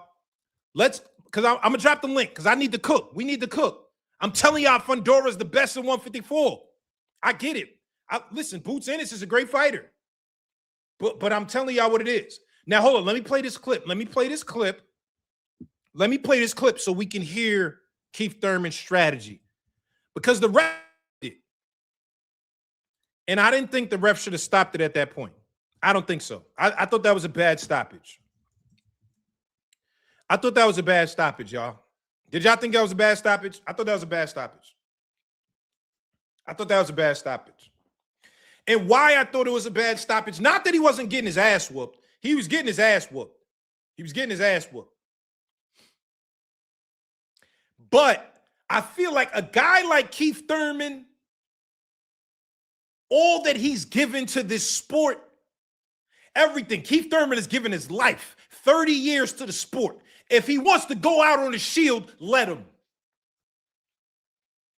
I feel like the referee, you owe him that. He wants to go out on a shield. Let him. He's never been stopped, ever. And the first stoppage is going to be like that. He's earned the right to get knocked out. If I want to get knocked out, let me get knocked out. He's earned that right. I feel like Keith Thurman's earned the right. And, right? There's an and. And his strategy. Let me play this. Let me play this real quick so we can hear the strategy. Let me play this real quick so we can hear the strategy, y'all. Hold up. Let me share my screen. Let's play this because we got to get to cooking. I'm about to drop the link. I want to hear y'all. I guess you think he needed 4 more minutes. Yeah, you know what? I'm going to play that clip where he talked about that. I do. Do I think that Keith Thurman would have won? Absolutely not. I think he gets his ass whooped either way. Respectfully to Keith Thurman. From what I've seen, he's going to get his ass whooped either way. But what the extra 4 minutes does and what Keith Thurman's strategy was, it was a good strategy. It's a veteran strategy. One, you're going to have to go through hell to get the win. You got to go through hell to get it. But what Keith was trying to do, he was trying to force Sebastian to make a mistake and catch him with a shot that changes the fight. That's what he was trying to do. Do I think it would have worked? No, I don't think so. But I understand what he was trying to do. Let's watch it real quick. Hold on. Let's watch it real quick so we could all be on the same page. We all got to be on the same page with this.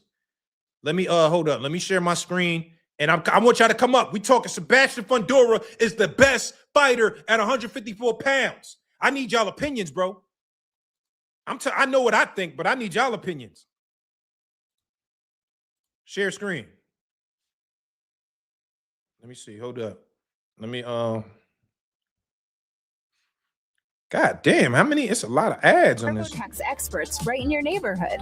They get to know your unique situation and get you every dollar you deserve. So hand off your taxes to a local TurboTax expert today.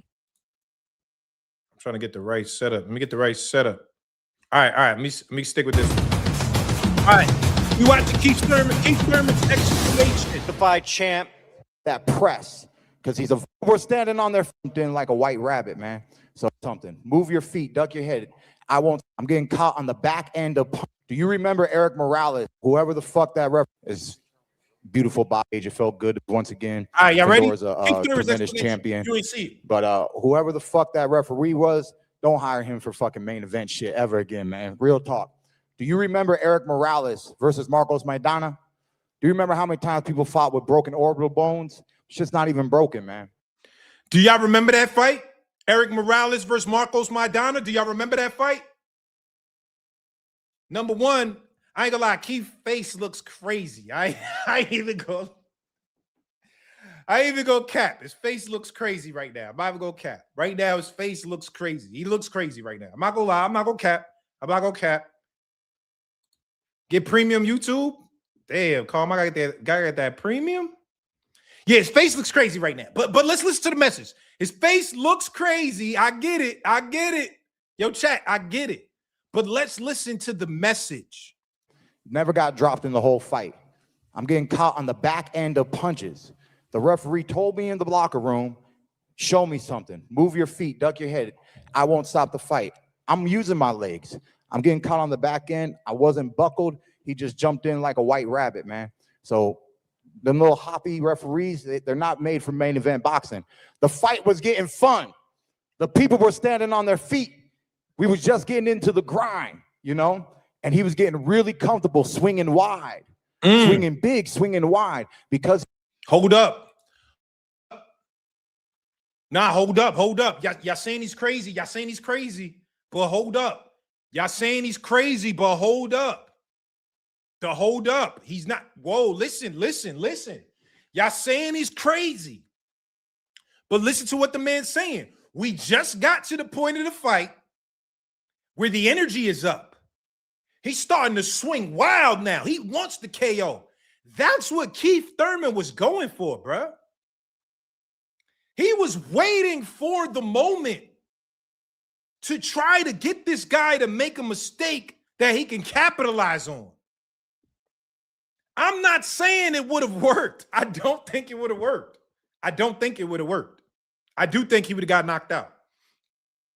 But what I'm saying is that Keith Thurman has a right to try to implement his game plan. Don't take it away from him. He's done so much in the sport. If he wants to get his ass whooped, you owe me an ass whooping. I done gave the sport 30 years. All right, let's continue. Hold up. There's another point I want to make. He's young because he trains hard. He put that press because he's a volume puncher. He put that press and the referee reacted to that, you know? So Fondora's preparation, his fight style, it all ended up planning out for him. But as an OG, man, 4 more minutes, it would have been a lot of fun, I promise you. As an OG, 4 more minutes. I'm not going to lie. In 4 more, probably would have got his ass whooped. I'm not going to lie to y'all. I ain't even going to lie to y'all. 4 more minutes, it would have been an ass whooping. It would have been... Let me get some of that shit, Keith. Hold on. 4 more minutes. This is all you would have saw from Fundora. Belt that ass.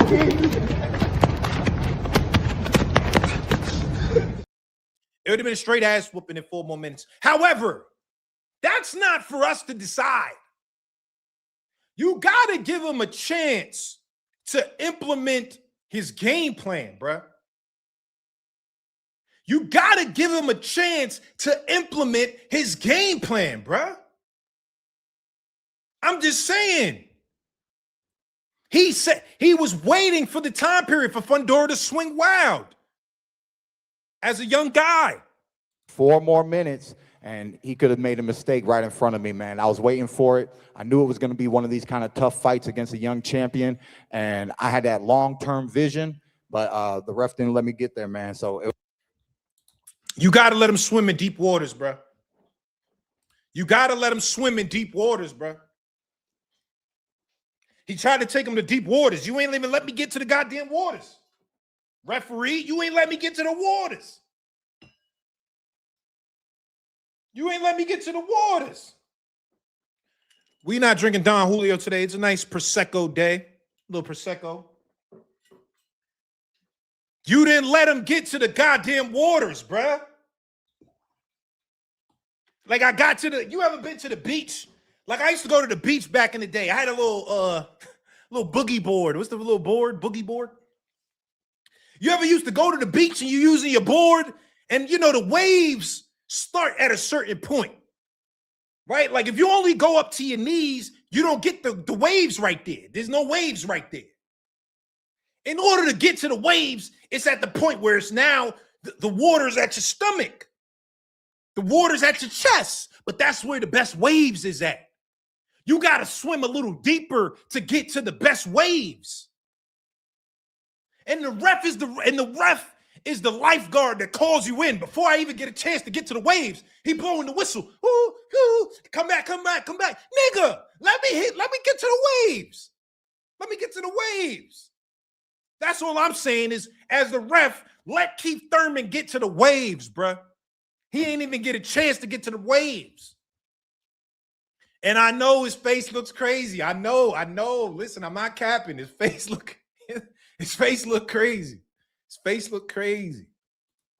He had Keith Thurman head underwater drowning. Nah, head wasn't underwater yet, y'all. Pause. His head wasn't under the water. It was like right here. It was like, it might have been his nose, but not the full head. He could still see. The water was right here. It was eye level. He ain't drowned yet.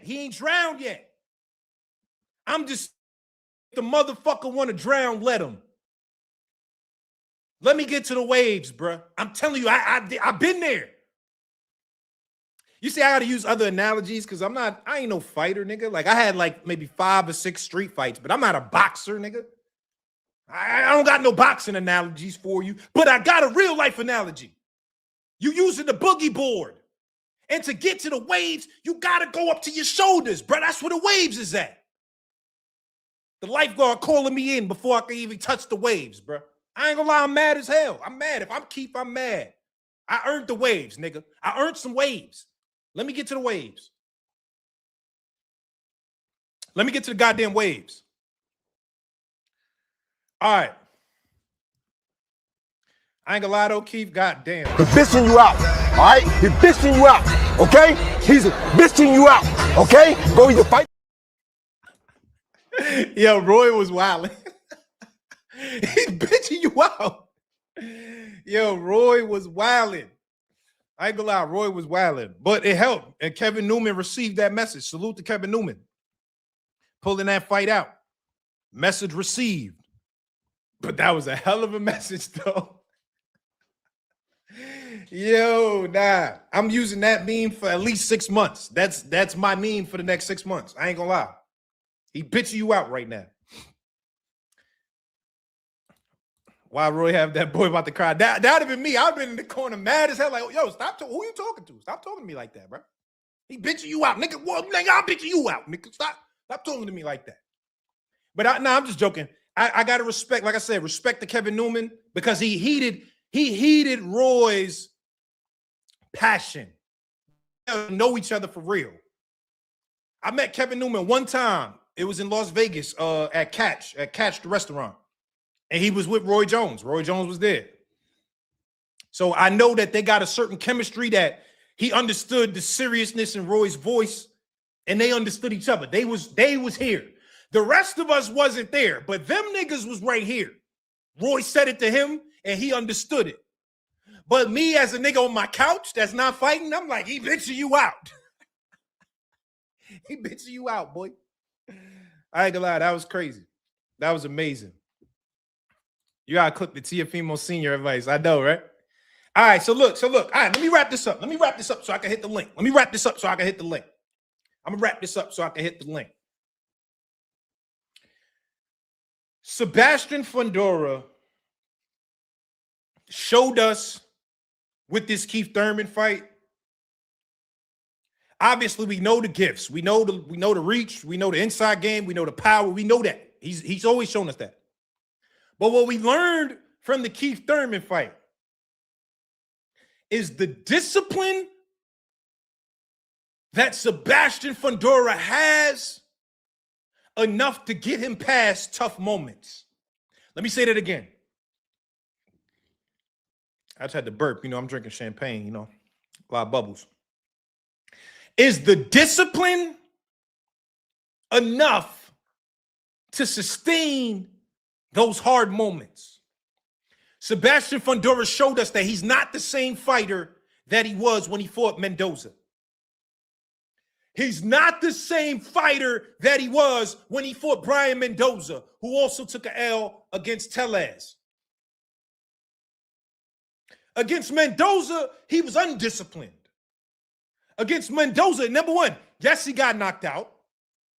He got knocked out. Be clear. But it was not like he was losing the fight. Mendoza was getting his ass whooped the whole fight before he pulled off that knockout. But what I'm trying to tell you is that number one, the discipline is now there. The discipline is now, he's committed. Hold on. He's committed to fighting on the outside first. He didn't used to be like that. He used to welcome inside fighting. Right now, he showed that he's committed to outside fighting. He's committed to fighting at long range. He's also being committed to being defensively responsible, keeping that hand up when you're throwing hooks, slightly getting the head off the line. And he don't even really got to get his head off the line because most of the time, the range is a spot where I can hit you and you can't hit me. So he could get away with not getting his head off the line at long range. But what I'm saying is that this guy, his makeup,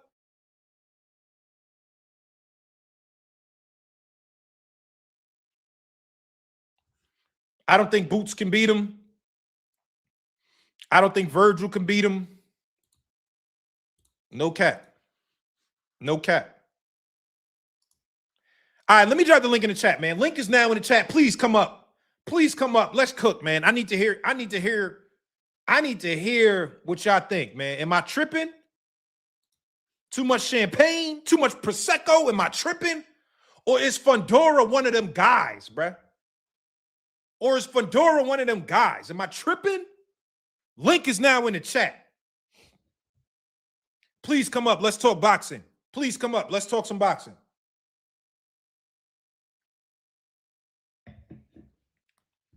Please come up. Let's talk some boxing, y'all. Link is now in the chat. Please come up. Let's talk some boxing, y'all. I need cameras on. We can't do cameras off. They just got Greg Hackett, my boy, up out of here with the camera off. We're not doing that. Camera got to be on to come up. Camera has to be on to come up. If you want to come up, you got to turn the camera on. I can't do any cameras off. I can't. I'm not doing it. Camera has to be on. I see a couple people in the chat. We got about 8 people now in the chat, but the cameras is off. Camera has to be on to get up here. I got to do that because it's too crazy. It's too risky. Nah, no schmoolio, man. It's a good Sunday. I'm just drinking a little Prosecco, cooling. My lady, Alexa is up, y'all. Alexa, she was sleeping and she's up now. All right, link is now in the chat, man. I'm letting everybody come cook, man. We talking Fundora. We talking Fundora. We talking Moses Itauma. and Yoyo Hernandez. Link is now in the chat. Cameras got to be on, yo. I ain't gonna lie, cameras got to be on. I'm not doing no cameras off because they setting people up on YouTube. They doing cameras off, and then they try to put some porn on the screen and get your page deleted. That's what they did to Greg Hackett, and we're not doing that. We're not taking those type of risks. So your camera has to be on to get up here. If the camera's not on, don't even bother. I'm not gonna bring you up. That's what happened. All right, so with that, without further ado, let's bring up some guests. The topics today, again, let me reiterate. Fondora, Sebastian Fondora, Keith Thurman. Where is Fondora's place at the 154-pound division? Moses Itauma, and why he beats Alexander Usyk. Come on, man. I'm telling y'all boys. We talking hot today. Itauma gonna beat Usyk. I forgot to talk about that before I did. I forgot to tell y'all that. Itauma, hold up. Let me say this real quick. I know I've been rambling, but let me get to this real quick. 2 minutes. We got a lot of people coming up. We're going to get to the cooking because I value everybody's opinion. Thank you very much for coming up to holler at me. Thank you. I appreciate you. Seriously. This community doesn't go round without y'all coming up to holler at me about some boxing. But let me say this before I add everybody. I'm adding people. Last point I want to make, because I forgot this point. That Itauma beats Usyk. I forgot the point. I interviewed the last guy to beat Alexander Usyk. Did y'all see that? It was in the amateurs. Hold on. Let me pull that up real quick. Let me just pull it up real quick. It's quick, though. It's quick. I promise you. Because I want to bring y'all up. It's quick. But because I want y'all to see what he said. He beat him in the 2012. It's crazy, and that's a testament to Usyk. I can't lie. That's a testament to Usyk because the guy ain't lost since 2012. But this guy said, I got the keys to beat Usyk, and I'll let you know. This is what he told me. I swear to God, this is what he told me. Hold up. I'm trying to find it on here. Let me see. Let's hold up. Najee, chill. I got to find it on Twitter. I'm looking for, hold up. If I can't find it, I'm going to just let y'all up and I'll paraphrase what he said. But I just want y'all to see exactly what this guy said. I want y'all to see exactly what this guy said, bruh. Because he was the last guy to beat Usyk. And I asked him, I said, yo, you was the last guy to beat Usyk. What's the secret? Like, how do you beat him? How you beat this guy? And he told me what to do. Oh, here we go. All right, hold up. Let me play this real quick, and then and I'm gonna let y'all up. Let me play this real quick, and I'm gonna let everybody up real quick. My bad. Give me 2 minutes. Give me 2 minutes. Let me play this real quick, and I'm gonna let y'all up. Share the screen. All right, boom. Here we go, right here. Now, I was in Dubai. Dubai flew me out for the IBA. I was in Dubai, and I met this guy. I was just sitting next to him. We were sitting next to each other first, and I was talking. I'm like, yo, what's up, man? You know, I'm Najee, da-da-da-da. Who are you? And I forgot. He said his name was Igor. I was like, okay, Igor, what's up, man? He was like, yo, I'm a boxer. I was like, oh, okay. Who you box? Like, who some of the guys you boxed? And he said, I beat Alexander Usyk. I said, what? Hold up, you did what? He said, I beat Alexander Usyk. I'm the last guy to beat him. I said, all right, turn the cameras on. We got to talk. Turn the goddamn cameras on. This is what he said. I'm here with the last guy that beat Usyk. This guy right here is the last guy to beat Alexander Usyk. How you doing, man? Very good. Very good. Good. Very good. Listen, Very good. Usyk is I have it for Usyk. hold up. You think Deontay Wilder could beat him? Of course. Beat him. Oh, hold up. All right, now Usyk they're saying he's an all-time. He said he thinks Deontay Wilder could beat him. He's tripping. I ain't gonna lie. You smoking. Deontay, no. Stop it. So I don't know why he said that, but anyway, he's the last guy to beat Usyk. Let me play it. Let me play it. Can y'all hear it though? Make sure y'all can hear it. Make sure y'all can hear it. His name is Igor something. Igor. Great. They're saying this guy is one of the best. How did you beat him? How? What was the secret? I was young. Yeah. I was small. Yeah. I was small. Very small. Usyk, you was like Usyk size? I was small. Oh, you were smaller than Usyk? I was small. Yeah. Small. Yeah. 84 kilograms. Oh, okay. So he's saying, number one, I'm like, how did you beat him? He said, I was young and I was small. I said, okay, but what does that mean? Like, how'd you beat him? Speed. Oh. Hold up. Was he? Did you hear that? I beat him because of speed. He did this. He's like, he kind of spit on me a little bit too. I was like, damn, nigga. He said, I beat Usyk because of speed. That's why I beat him. If we're looking at everybody that Alexander Usyk fought, who's the guys with speed? It ain't Anthony Joshua. It ain't Daniel Dubois. Tyson Fury got decent speed, but Moses Itauma is one of the fastest heavyweights in the game right now, bro. I'm keeping it real. He said I beat him because of the speed. Bro, Moses Itauma got the speed and the power, bro. I'm trying to tell you, bro. Yeah, he spit on me. He was like, he did a little sound effect, and I was like, damn, nigga. Like, damn, Igor, chill out. But he said I beat him because of the speed. I'm trying to tell y'all, bro. All right, man. Let me drop the link, man. All right, I'm done. I want to hear y'all. Let me drop the link in the chat. Link is now in the chat, bro. Please come up and talk to me. Please come up and talk to me. All right, first, let me bring up, I'm just going in order today. I'm going to go in order today. Anime Fit. Let me bring up Anime Fit. Anime Fit, what's popping? Hello? Yo, Anime. Yeah, what we talking about first? All right, man. I'll let you pick, man. Let's matter of fact, let's start with Moses Itauma. Did you see the fight, Moses Itauma? Yeah, I watched the fight. What was your thoughts? What'd you think? Man, it's like, I wish he was American. I don't blame you. I want to claim him as ours too, man. Man, he nice. He fast. He showed, like, skill. Like, he purposely let it go, like, what, it was 4 rounds?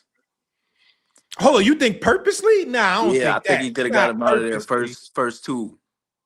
He was throwing haymakers. He was trying to get him out of there. You didn't hear the post press conference?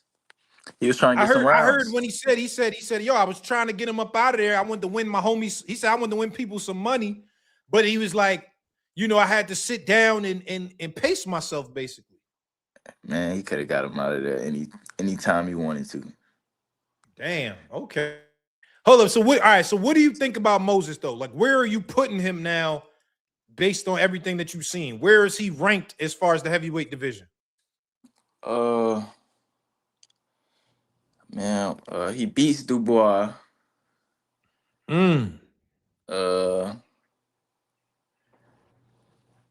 don't know, maybe like 4 or 5. Who you got over him? Because I'm one of the guys that thinks trying to say. Alexander. Do you think so?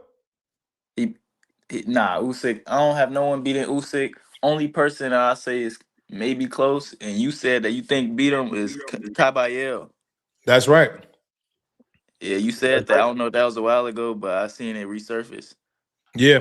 Hold on. Why you don't think he could beat Usyk? You saw the clip I just played. He said speed is what gets the job done. Man, after he said the Wilder thing, I stopped listening, brother. Yeah, I don't blame you. Yeah. All right. So let's get to the next fight, man. Sebastian Fondora whooped Keith Thurman's ass, belt to ass. What did you think about Fondora? Straight hit markers. Like, does he miss? Like, it's like shooting uphill. You can't hit him, but he's shooting downhill. He hitting everything. It's like, man, boost. Boots may be the only one that could beat him at 54. So do you think Boots beats him? Yeah, I think because he got fast reflexes, he has feet, he has good feet, and he has power. I think those are the three you need. And Virgil got a chance, but Virgil feet not like Boots, but he got Robert Garcia on his back, so I don't know. That's true. That's true. I mean, but my thing is with Boots is like he definitely got power, he definitely got speed, he got some footwork, but his defense is a liability, bro. We've seen Boots get hit a bunch of times. I'm like, how does he get inside without having to catch them bombs? But does he get hit after he tests your power? He pretty much tests you, and then he sees that you can't do nothing with him, and then he gets hit. Yeah, but look at the guys who he testing against, though. This guy true. with an 80-inch reach, and he got power. Everyone says Fondora got power. Yeah, and I seen it. I don't think it was an early stoppage. I think it was a great stoppage. And man, he hits everything. Like he straight hit markers the whole time. Yeah, it was crazy. Like, so you think the fight to see is Boots and Fundora? That's the one. Yeah, especially if Boots actually fighting Xander.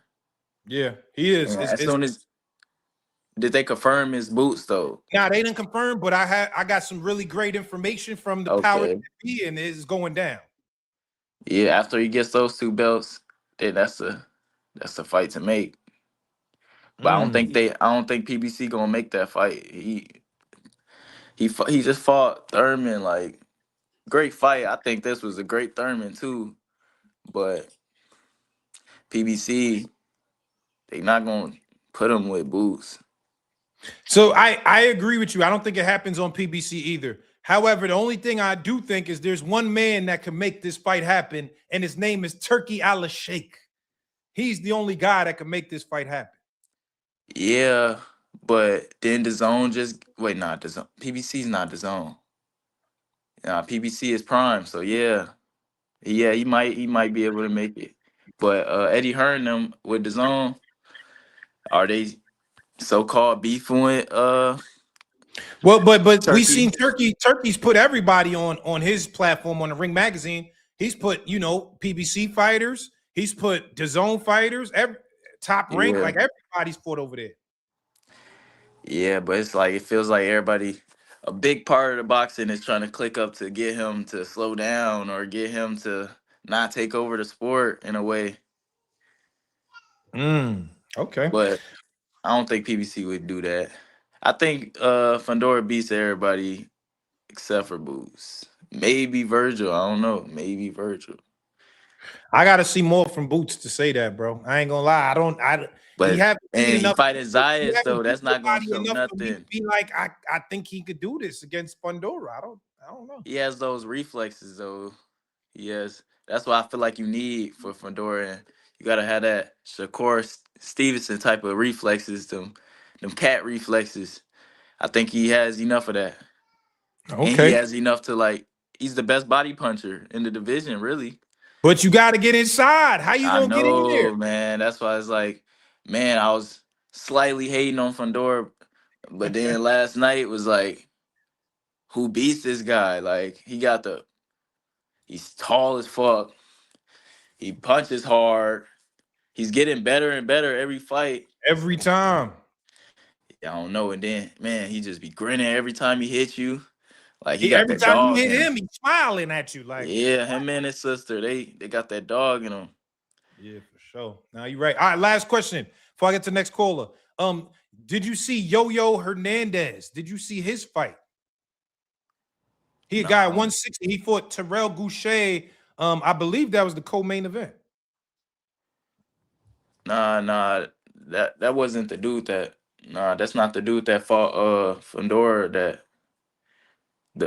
He not the dude that fought the dude that knocked out Fondora. Actually, no, it wasn't the co-main. It was the one under the co-main because that was the co-main. I missed that. I was watching UFC at the same time. Oh, okay. Yeah, damn, I missed that one. That's Roy fighter. Nah. That was Kevin Newman, Roy fighter. But this guy is a Cuban named Yoyo Hernandez. Yo, listen, watch him. Check him out. 160? 160. That boy a problem. That's an easy division to take over. That division needs a star. That boy a problem. Matter of fact, him and Boots at 160 him and Boots at 160 is gonna be one of them fights. I'm gonna watch that as soon as this whole live stream done. All right, yo, I appreciate you pulling up, my boy. Thank you. Yeah, for sure. All right, yo, let me get Links is not. Let me get Claymore Rain. Claymore, what's popping? What's good? What's good, family? What's good, man? What's up, good brother? How you living, man? I'm doing good, man. Been a while since I've been up here, man. Yeah, I seen you on Inside the Boxing, bro. Yeah, bro. You built like that, bro. Super entertained, bro. You are built like that. Thank you, brother. I appreciate that, brother. Thank you. Enjoyed every minute of it. I'm assuming we'll see it again. I'm hoping we'll see it again. Good, man. Chemistry. Salute to Dan Canobio and Chris Algieri. Man, loved every minute of it. Hey, man. Say, man. Last night, Clay, man. talk to me, baby. I know you do this boxing thing for real, Clay. I love this. I love this, man. I'm gonna start with the big guy, with Moses Itauma, man. Man, bro. You want to see more because he didn't get the rounds in. Last night he got the rounds in. There's nothing left. It's barbecue or mildew. Frank Warren, if you believe in him, there's nothing left for him, bro. How many more litmus tests are you gonna give this dude? Jermaine Franklin was a legitimate test, went a full 10 to 12 rounds with Anthony Joshua. That's about it. That's all you get.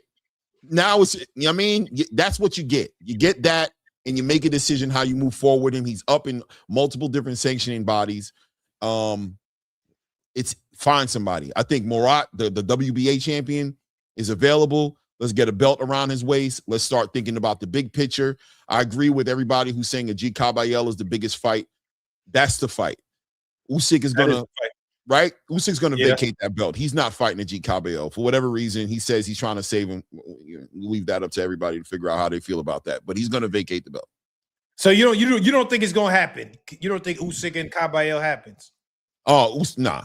He's not doing that. He's not doing that. I expect Kabayel to be elevated. Does this affect Usyk's legacy? Because everyone says, like, this guy's cleared out the division. He's one of the greatest of all time. Do you feel like does this last part of his career? I think he's said he has 3 fights left. Does this affect anything, or do you think like he's already stamped and solidified? It don't matter what else he does. He's legitimized, man. It is what it is. He's cemented, man. Everything else is the extras, right?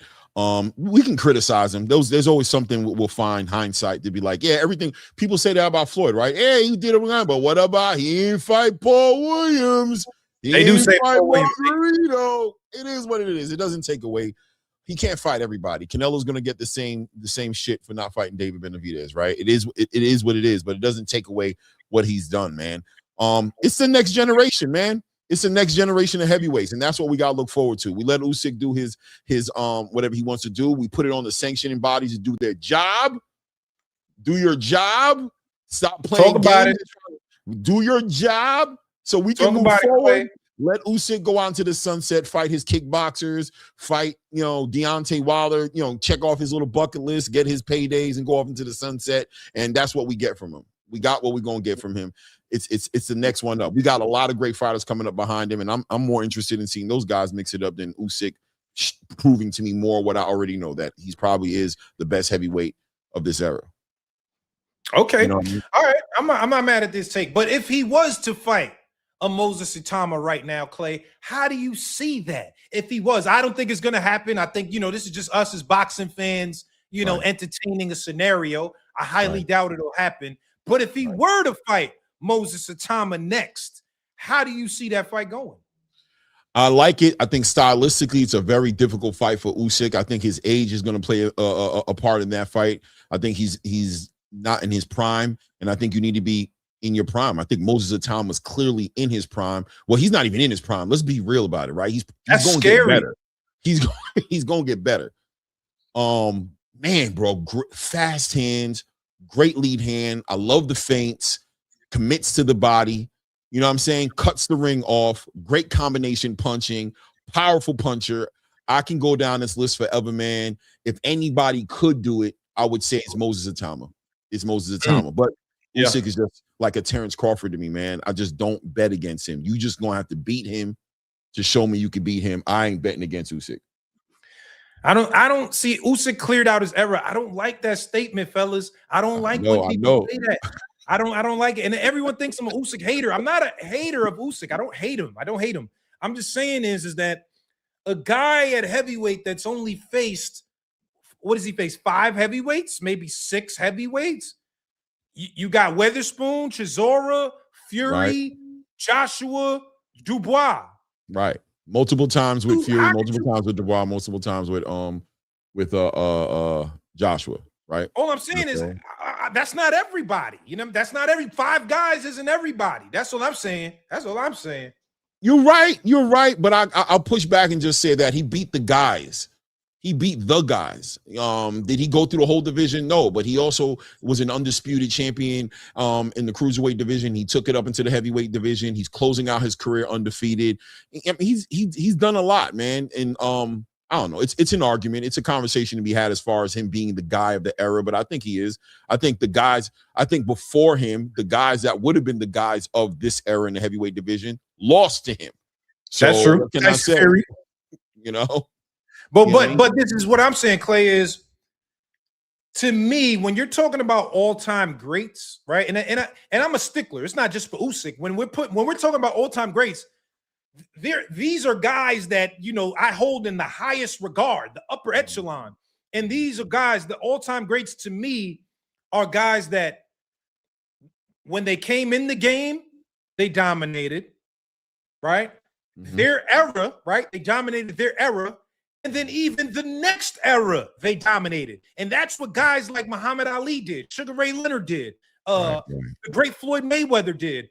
And I just feel like when it comes to the next era, I don't see Usyk as having done that. Like, you know, he had the opportunity to fight Joseph Parker, and he said his back was hurting. And then the next week he was in a club dancing. And I'm like, hold up, I thought your back was hurting. What is going on here? You know what I'm saying? So I don't want to, like I said, I'm just a stickler because I hold those guys in such a high regard that when you mention their names with other people, I'm already on a defense. That's how I feel. You know what I'm saying? I've been watching you cook Usyk, man, for the past couple of months, man. So I get it.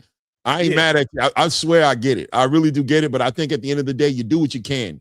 And what you can't, you can't. You know what I'm saying? He's been smart enough. If he didn't take that Joseph Parker fight because he wasn't physically ready enough, he might have been physically ready enough to pop a bottle of champagne and get some bitch ass in the club. You know what I'm saying? But not, you know what I'm saying? But not ready to fight Joseph Parker. He's smart. He's doing what he got to do, man. But hey, man, it is what it is. He's moving on, man. His money's right. His legacy seems to be intact, and he's probably going to be a first-round Hall of Famer, and the argument will always be there about who the guy was.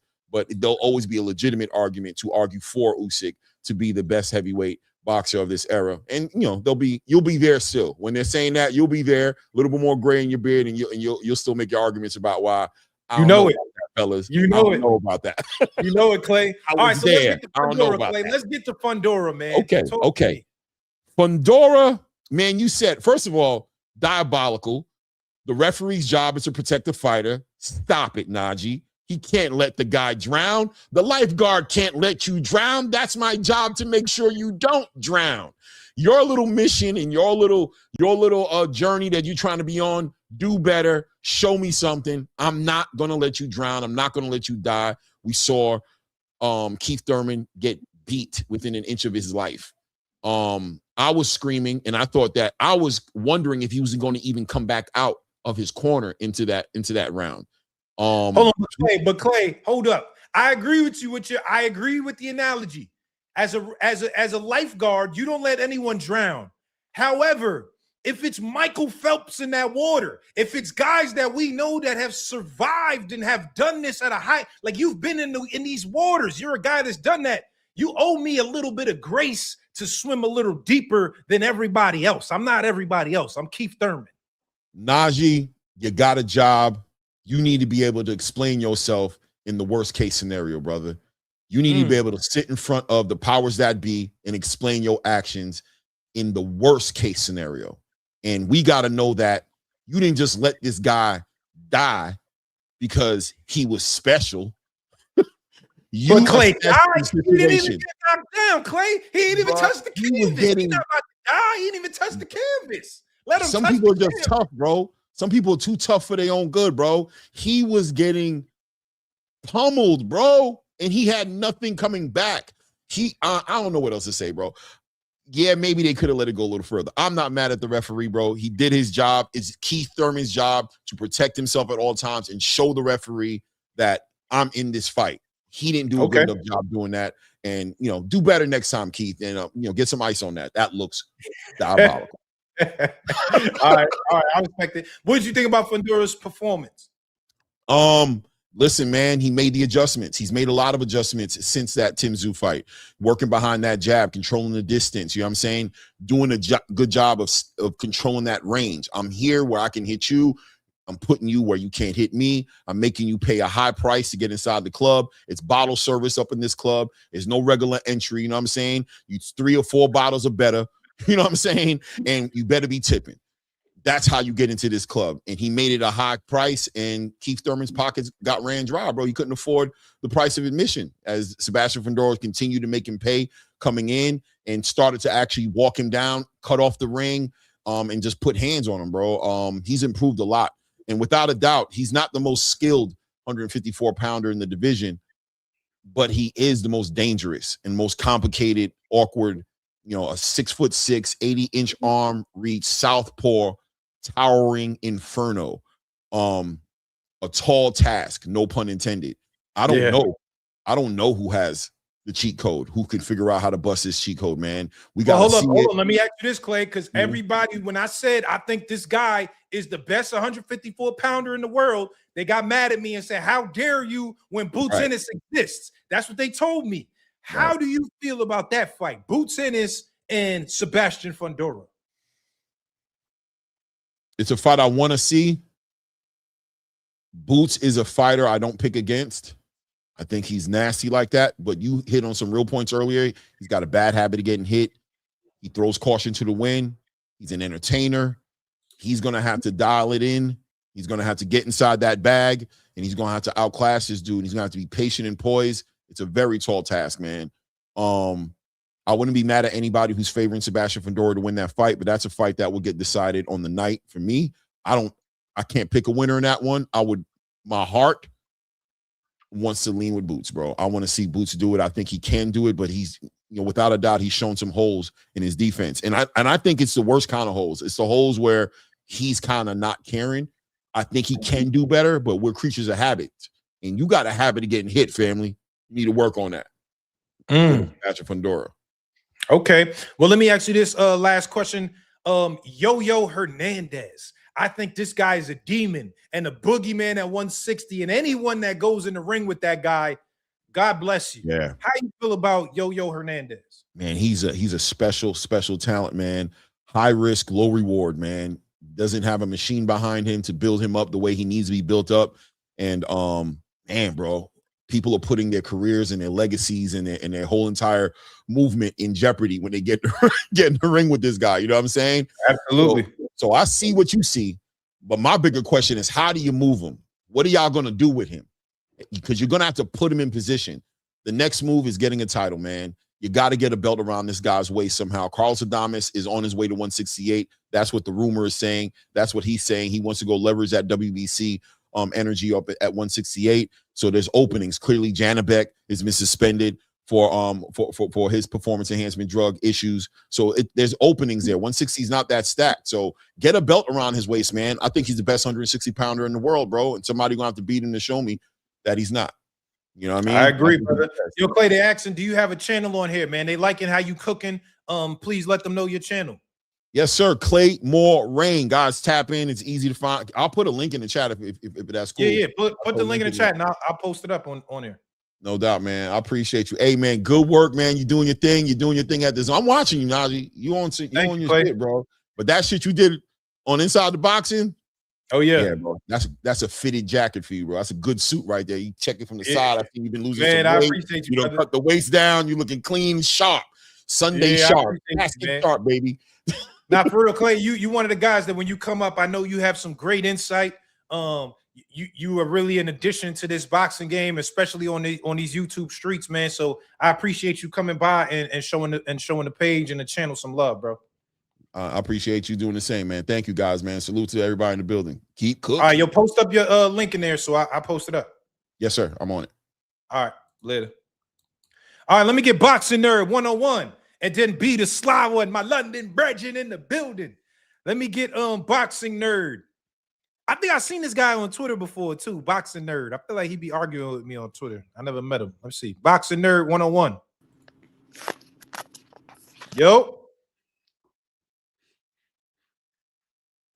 Yo, Boxing Nerd.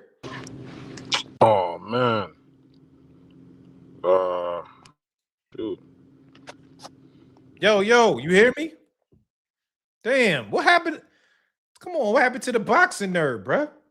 I feel like he been getting at me on Twitter before. I think that's him. I just wanted to see if it was really. I've never seen these guys. Oh, hold up. I think it's him right here. Hold up. Let me see. Boxing Nerd 101. Yo, Boxing Nerd. Can you hear me? Loud and clear, man. What's going on, bro? My connection is bad, bro. Can you hear me? Yo, Boxing Nerd, can you hear me? Damn, Boxing Nerd, what the bro? I'm trying to see if this the nigga that be trying to cook me on the chat. Let's talk. Let's talk. All right, here he is again. Let's try one more time. Let's try one more time. If he don't get it, I gotta move on. If he don't get it, we gotta move on. Yo, Boxing Nerd, you hear me? Yeah, I can hear you. It was causing me problems. I don't know what's wrong with the thing. Oh, okay. Yo, what's up, man? I feel like I seen you on Twitter getting at me before. Do you be getting at me on Twitter? Is that you? Yeah, bro. Some of your takes, I don't agree with it, man. Well, yo, hold on. Let me turn my volume up. Boxing Nerd, hold up. I want to hear you loud and clear. Boxing Nerd, why you be getting at me? I feel like I seen you comment on me a couple of times trying to get at me, bro. Nah, some of your takes, bro. You be going too hard on the great Alexander Usyk. The great Alexander Usyk. That's the undisputed champion, former undisputed, two-time undisputed heavyweight champion, one-time undisputed cruiserweight champion. Come on, bro. Let's respect. But you want to talk about Moses Itauma first, right? Let's go. Talk to me. That guy is cold, bro. That guy is cold, bro. Listen, Boxing Nerd, I know you like Usyk, but you see what Moses Itauma is doing right now, bro. Come on, Boxing Nerd. You see what he's doing.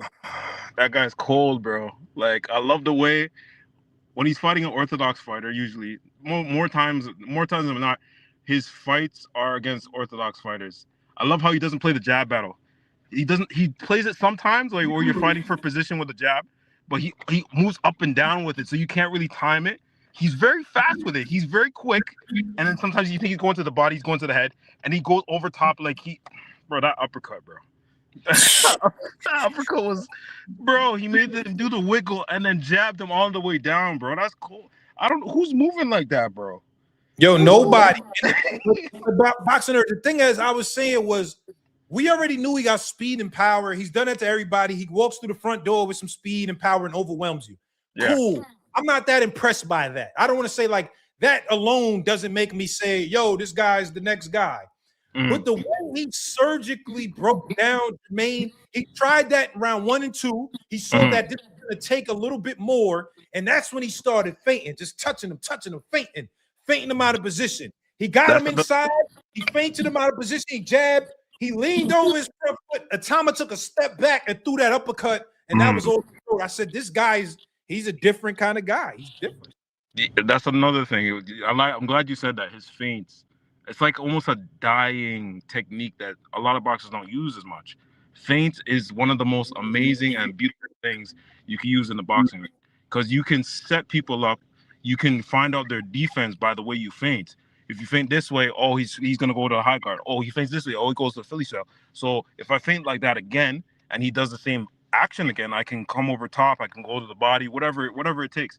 You know, it's like you kind of show yourself with the feints. Like you lift up the skirt, you know what I mean? Like you see the game plan, you see what they're going for. So like feints are so important. I wish a lot of more boxers would get back into the feinting game. So like his feints, his speed. I saw in the corner, Jermaine was talking to his corner. He's just like, I can't get the timing. He's so he said fast. the speed. He said the speed was too crazy. He said that. He was like, yo, he looks so stressed after 3 rounds. He looks stressed, bro. Bro, I don't know. Moses is just ridiculous, man. They need to get him undisputed, with that being said, boxing nerd, when I say that Moses could get at the great Alexander Usyk, you still don't believe it. You don't believe it? No, I can't even lie, bro. I can't even lie. If there's anybody to challenge the great Alexander Usyk, is either Moses Itauma or Adi Caballal because of the body work. He's the heavyweight Errol Spence. That guy's body work is ridiculous. He's the best heavyweight puncher I've seen in a long time. That guy broke down. Who did he fight last? It was Zhilei Zhang, right? Or no, not last. No, last he fought Zhilei Zhang 2 fights ago. The last fight he just had was recently. That was a couple weeks ago where he fought the big dude. I forget his name. I forgot his name. But what introduced me to Adi Caballal was the Zhilei Zhang fight. The way he destroyed him. It was something to behold. So I'm excited for the heavyweight division when Alexander Usyk sends his regards, bows down, and bows out the division. It's in good hands. We could have Adi Caballal versus Daniel Dubois, Adi Caballal versus Fabio Wardley, Adi Caballal versus Moses Itauma. That's the one. And the Australian heavyweight. I forgot his name. The tall guy, that a guy from Australia that's getting promoted by Matchroom. I think he just had a fight last weekend. I forgot his name. Oh, not Terramona? Yeah, I think that's his name, Terramona. That's another guy. He's pretty good as well. That the heavyweight division is really looking nice. So okay, like all right. Well, all right, boxing nerd. You're not too bad. I thought you was a hater, but you're not a hater. That's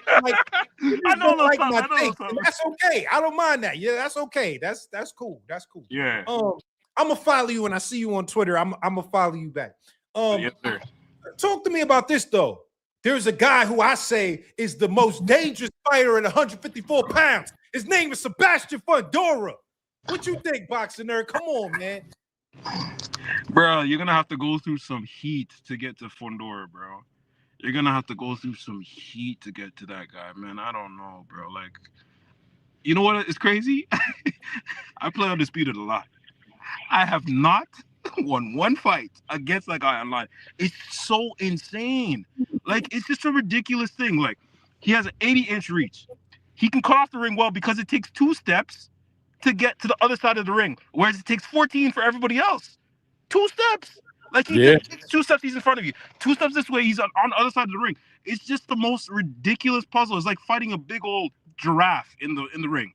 Right? A giraffe that can touch one end of the ring to the other with just his arm reach. So, like, you know what they use to train sometimes? You know when they use that long broom and the boxing glove is at the end of it, and you try to like dodge it and everything? That's exactly what it is like trying to fight in Fondora, except it's way faster. I thought his jab was slow at first, but he also changes up the speed of the jab. So sometimes it looks like it's just the same speed, and you think you can catch the rhythm, and then the left hand comes at the end of it. I'm like, bro. And he has, you know what else I noticed he was using? He jabbed, right? And then Keith was trying to get on the inside. He framed with the jab, but he couldn't move. Like, he's using frames, he's using good defense. It's a headache, bro. You're gonna have a really bad concussion fighting Fundora. That's what I'm saying. A lot of combinations, a lot of punches, uppercuts, hooks, jabs, straight lefts, and they're not exactly hard. He's not throwing with all his might, but just the end of the punch. And how far he's throwing, man, it's just. All right, so hold on. Let me ask you this though, boxing nerd. Yeah. If we have anybody beaten, I think he's the best at 154. A lot of people in the comments said I'm tripping. Boots Ennis could beat him. That's what they're saying. How do you feel when it comes down to that fight, Boots Ennis and Sebastian Fondora? I'm a Boots guy. That's my guy. Boots is my guy. Tough fight for everyone. But because Boots has the athletic ability, and you guys touch on something, he gets hit a lot. It's because he's always forcing the knockout. When you're trying to force the knockout, when you're trying to force the offense, you're gonna get hit. You're gonna walk through some shots.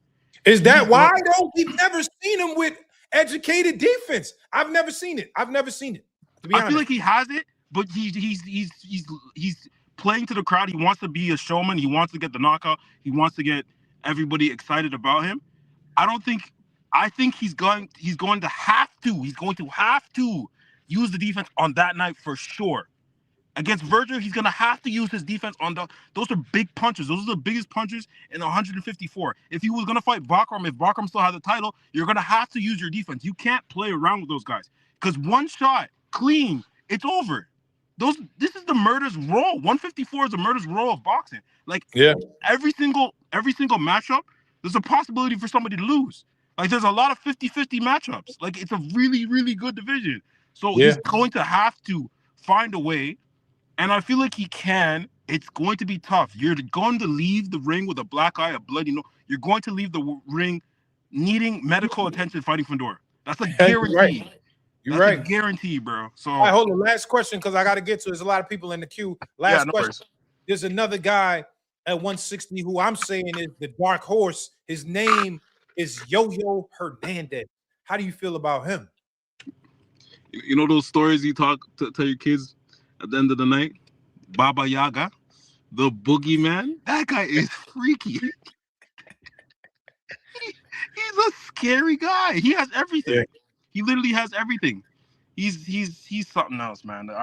Not much to say. I didn't like the stoppage. I think Terrell could have went a little bit more, but I understand I think the rest saw what he was seeing and saw where it could get really bad, so that's why he stopped it in advance. You know what I mean? Same way with Keith Thurman. Keith Thurman, he saw what Keith Thurman was going to and where it could have headed. That's why he stopped the fight. So you stopped the fight because the ref see how bad you're getting beat up, the punches you're taking. The shots were heavy. The shots were very, very heavy. So he's a dangerous guy. He can rule 160. I think he can go into 168 and take over there too. I think he should go to 160. He's a big 160. He's a really big 160. Hey, listen, him and Boots, when Boots get the 160, him and Boots, that's going to be a great fight. I hope they meet each other in the same division one day. I pray. I love that fight for so many different. Boots has a lot of smoke, and I'm finally happy he's able to get to the smoke. Eddie Hearn put the paycheck down, got the Zanders fight. He can get the Haney fight. He can get.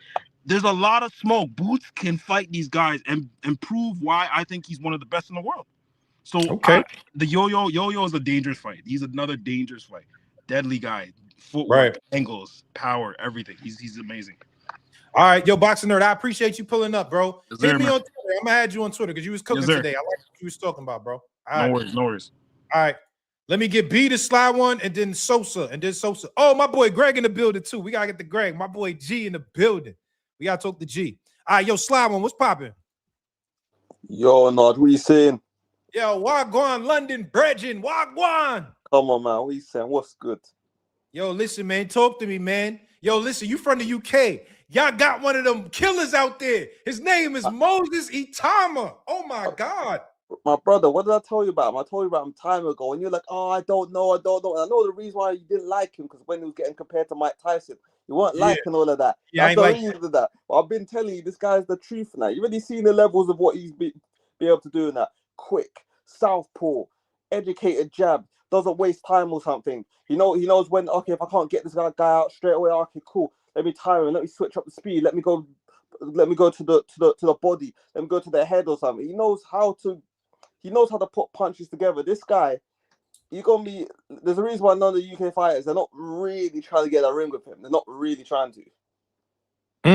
Yeah. Now I agree with you. All right, so hold on. Let me ask you this. If Moses Itauma went at it with Alexander Usyk right now, come on, what we talking about? What we talking about? Do you know what it is? I'll tell you why this one is not fair, Naj. I'll tell you why. Because, it doesn't even matter. Let's say he dared to fight next and then Usyk loses. Usyk's been on a decline for quite a minute, but the only reason why people are not noticing it is because he's got unbeaten record. So I don't think it's fair, isn't it? That's why I'm not complaining about Usyk. I noticed it. And every time I say it, they say I'm tripping, but I noticed it. Yeah, no, because the last time Usyk was on prime form, yeah, I'd say was when he fought AJ the first time, and obviously he's been able to adapt since then to be able to improve. So obviously, as fighters get older, it's like, okay, I can't do so and so, but I can elevate my game here by doing this and this, and that's what he's been able to do. Even the Tyson Fury 2 fights or something, I could see there was a certain time where I kind of felt like he gassed a little bit and then he caught a second wind and stuff. So especially mainly the first fight. So I know that he's not the exact same one that will just blitz and people. Because even when I saw him cook Daniel Dubois or something, was lot obviously because the boy just didn't pose that sort of challenge, so it was easier. But what people don't understand is that if you look at certain things of what Usyk was able to do younger compared to now, it's not the same. But one thing I'd say, that's why I don't complain about him fighting these boxers and stuff. And he's obviously releasing the title, so I'm not really complaining, because if you're holding the hostage, then it's a bit like that. But to get to the point, if I was to say Itauma was the fight right now, like, you know what the funny thing was, like, it sounds crazy, but like I could see it being a tough fight, but maybe Itauma could get it done now. Maybe. Yeah, I think so too. All right, but let me ask you this. Let's get to the main cooking before I get my bag, because there's a lot of people in the queue. Fondora, Sebastian Fundora, bro. What we talking about? I ain't gonna lie, you know. You see the 154? They all fucked up. They all fucked up. I'll tell you why. You see, like when I said last week, I meant every single word of me not rating Fondora, because I'm going from what I've seen previously before.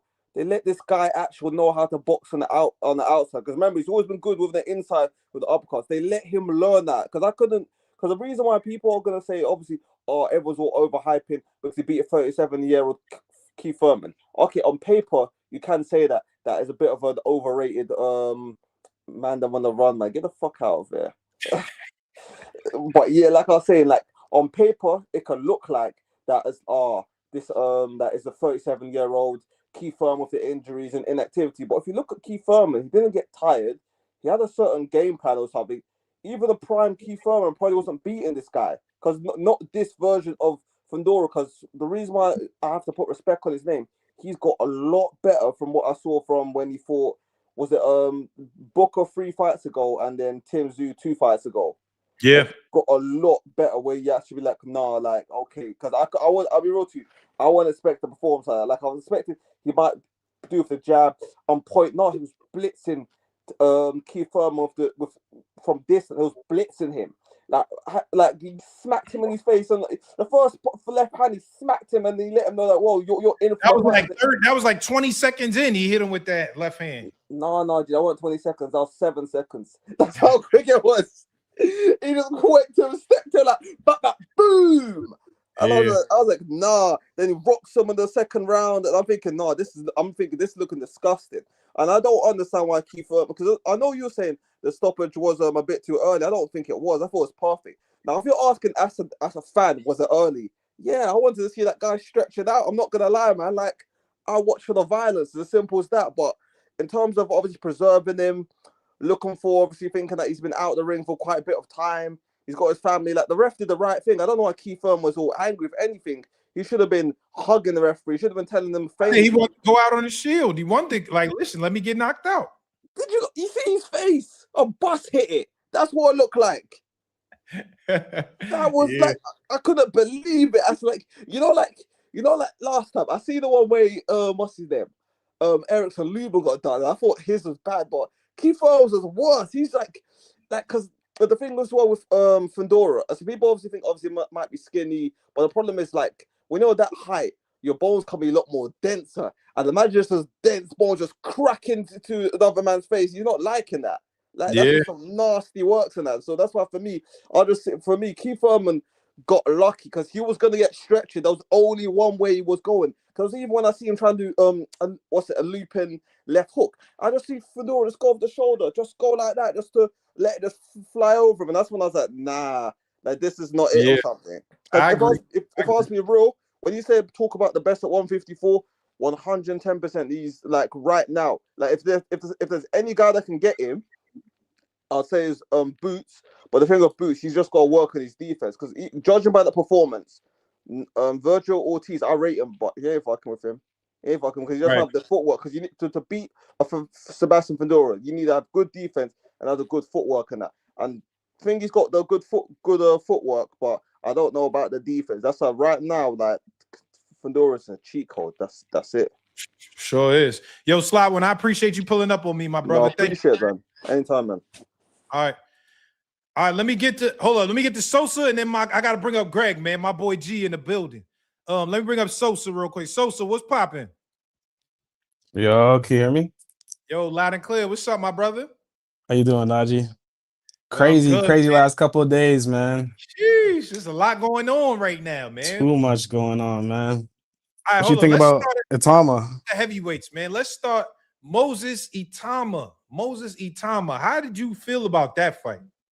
Bro, I don't think bro should be a heavyweight, bro. They need to drain bro and put him in the middleweights, man. The way he moving like that, bro.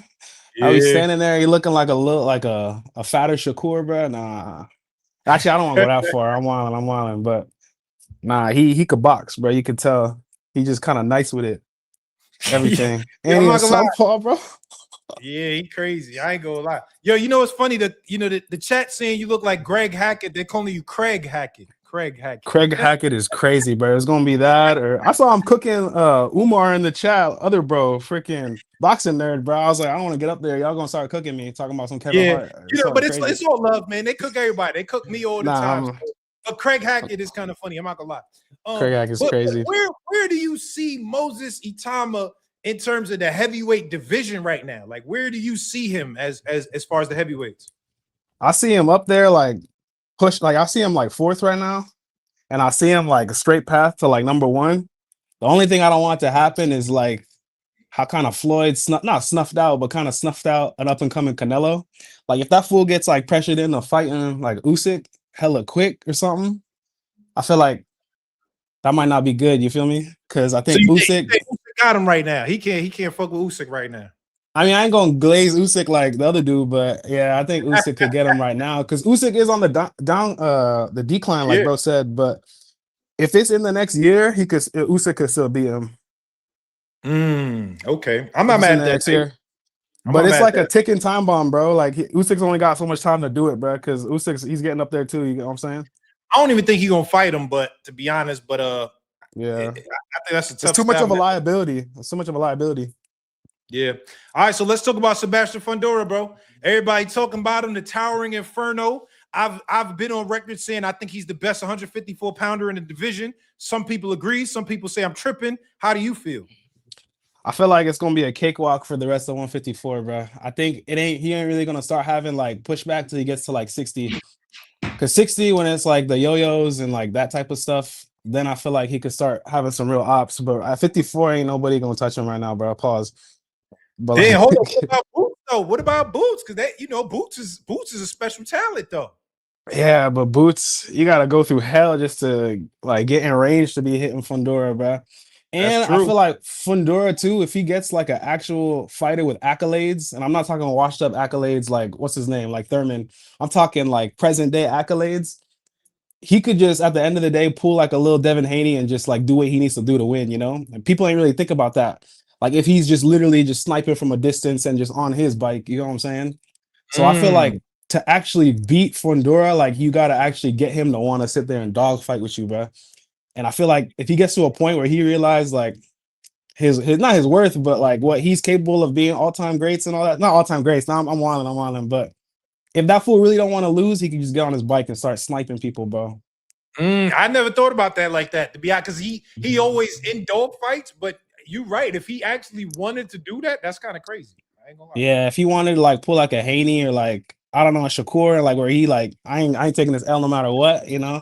I already got slept by Mendoza for no reason. Yeah, he don't got to lose, bro. So I don't think Boots could get it done, bro. Okay. At that point, they're gonna put in that strategy. Yeah, go ahead. Last question. So we got another guy who I'm saying is a demon at 160. 60. Yo, what'd you think about? You mentioned him earlier. What'd you think about Yo-Yo's performance against Terrell Goucher? Is dude Dominican or is he Cuban? I mean, no black or what is he? He's Cuban. Bro, them Cubans, bro. Them boys have that different type of mentality, bro. That fool's destined for greatness, bro. Hell yeah, bro. They got that mental fortitude, bro. I think he's deadly. I don't even know if it was Joe Goosen that said, "Oh, he's an up and comer who's like one of my favorites." I don't know if he said that about him or about Itauma, but yeah, that was Goosen. Goosen said that. Yep. But who did he say it about? He said about Itauma or about Yo-Yo. Nah, he said that about Yo-Yo. Oh yeah, see, that's what I'm saying. He got that foresight too. Yeah, no, Yo-Yo ain't nothing to play with, bro. He nice, bro. And he's kind of older though, like not older, but he's already at that like prime age, so he's gonna have to burn through and like maybe get up to like 15 fights or something. And he'll probably end his career like I don't know, 21-0 or something. I don't know. Okay, well listen, Sosa, I appreciate you pulling up on me, my brother. Thank you, man. Thanks for having me, man. You have a good one, bro. All right, you too. Later. Like, they said pack CHB TV up. Craig Hackett is mad. Y'all niggas is stupid, bro. I ain't gonna lie. Craig Hackett. Nah, let me bring up Hackett though. This is my boy right here. We got some shit to talk about, man. My boy Greg Hackett in the building. Yo, G. Right. What's up, cuz? What's up, my G? How you living, man? I'm all right. Can you see me? Yeah, I see you. I see you. All right. Yo, G, you had a fight last night, nigga. I ain't know you had a fight, bro. Yeah, I be wreck chasing. Yo, G, when you know it's over, like I feel like you always ready to fight. Like you always on go, bro. You be like, you just need to get some shit off. That's how it be. That's how I get my shit off. You know how some people, they could go out to the club, they'd feel cool after that. They'd be relieved. Some people will go on vacations. Some people like to ride motorcycles. Some people, they like to skydive. I like rumbling. Yeah, G, you're a different kind of guy because we like the same age, bro. And I know for me, I went to play ball. Like this was like a week ago, maybe 2 weeks ago. I was playing ball. First time I played ball in a while. Nigga, my back was hurting. You know what I'm saying? After I was done the next day, you feel the shit a little different. Like that don't happen to you? Yeah, my back hurt right now. But it's still worth it. It's all worth it. Yeah, because it's nothing like that. When you just go out there and do your thing, like you just go out there and you got people watching. You got people that want to see you lose. You got people that want to see you win. You got people that you don't know. They're not interested. At the end of the night, they interested. You know what I'm saying? Or they telling you it was a good fight. You know what I mean? It's a rush. I mean, it's a rush. That's how I get high. Okay. You know what I mean? All right, yo, G, let's talk about these fights last night, man. Because you here, I gotta start with Fondora, nigga, because you here. Yo, G, I know you've been clear that Boots is your guy, man. You made it clear you think Boots is one of the best in the world. I think so too. I think Boots is one of the best in the world, but I just don't see how he's gonna beat a guy like Fondora, G. This nigga, I told you he's the Street Fighter Dalcine, nigga. He got the long punches.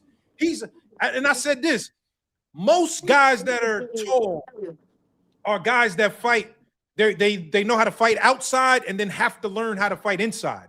This is a guy that knew how to fight inside and had to learn how to fight outside, which gives him an advantage. So even if you try to come in and break the distance, man, it's a tough night, man. How do you break that down, G? Fondora and Boots. It's going to be in the beginning. You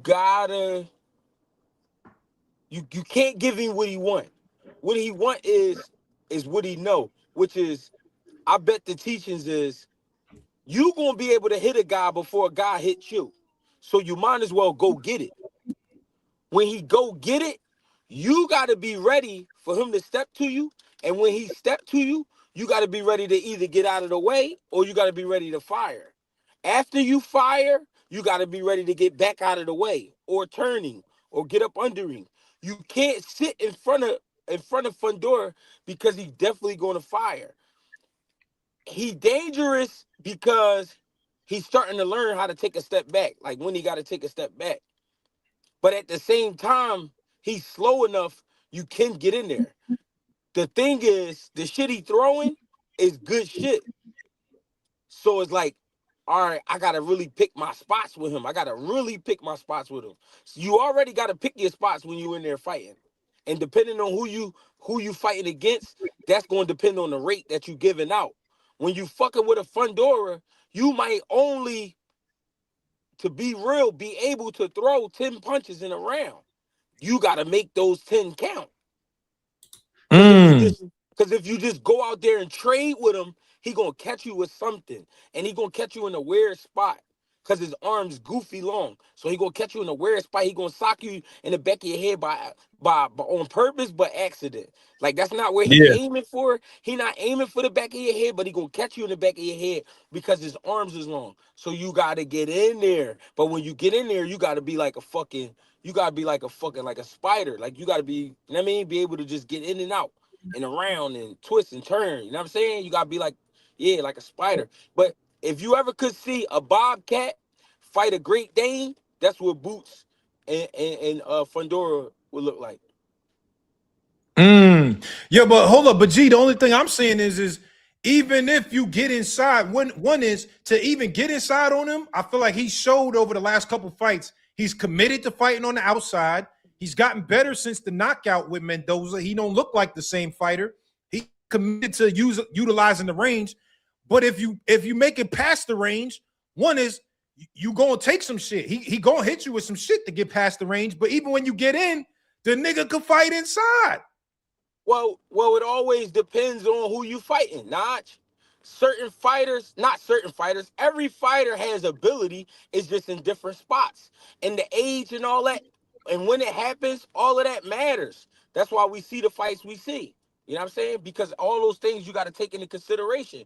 He was fighting Keith Thurman last night. Keith Thurman, he's athletic, but in a way where it's kind of just, I can see it. Boots is athletic in a way where you don't know how the fuck that just happened. How did that happen? Yeah. You understand? How did he find that angle? How did he think about finding that angle? Was he really even thinking about it? Did it just happen? That's how he fight. So it's like, if you put him in there with Fondora, it's gonna be a great fight, because that's gonna be the chess match. If I could get in here and wiggle in between this shit, if I can get in there and wiggle in between it, hey, Fondora got a problem. But if Fondora able to keep him where he want him, then he gonna do what Fondora do, because that's what he do. Yeah. You gotta be constantly on the go. You don't gotta be constantly thinking. You gotta be constantly on the go, because he too big to just sit right there and try to trade with him right away. So you got to be constantly on the go. Some guys have the ability to do that, Notch. Some of them don't. You know what I mean? Some guys you're gonna see stand right there and all right, not to change channels, but just to throw it out there. Yo, right? You see how he walking shit down? You see how he be walking shit down? Somebody gonna make him take a step back one day. You know what I'm saying? So we gonna see a different side of Yo-Yo, but you gonna understand what I'm saying about the ability part. He not showing it right now because I'm walking down. But when somebody make Yo-Yo box, he gonna box. Yeah, I can see that, because one is he Cuban, so he got most 95% of Cubans got that in their arsenal. So we just never had to see it because the nigga he just walking shit down. Because he a walk down artist. That's what he do. He chasing the knockouts. You know what I'm saying? He chasing the knockouts. So when that day come, you'll see it. But go back to Boots and Fondora. To go back to that, Fondora is going to have to think in small spots. Boots is going to have to get in those small spots. If he can get in those small spots and work, and then land, not just land the sharp shit, but loop some of that shit around too. When you get in there, like you start off with the sharp shit, and then you loop some shit around. Then when you loop it around, you roll out of there, or you pivot out of there, or you turn him. You know what I'm saying?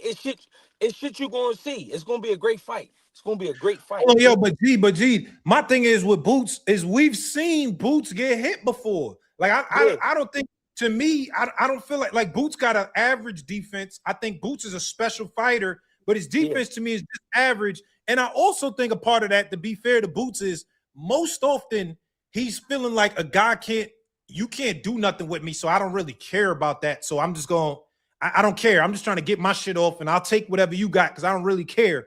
But I'm saying is, a guy like Boots, who we've seen some defensive liabilities, do you think that will play into the fight, or you feel like he'll be more defensive because he has to be against Fondora?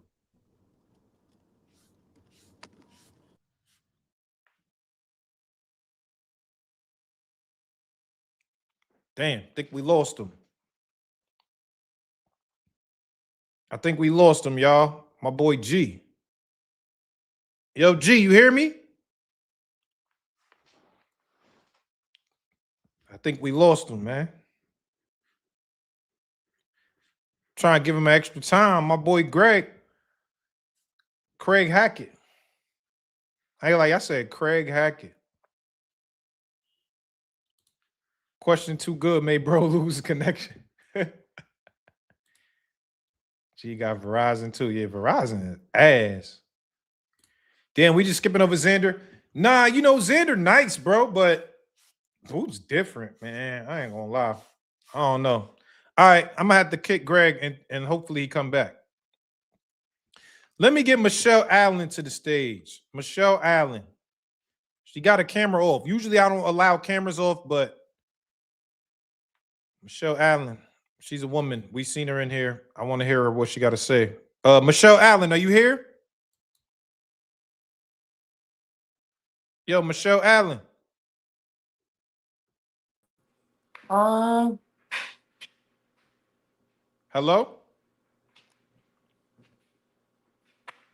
Yo, Michelle, you hear me?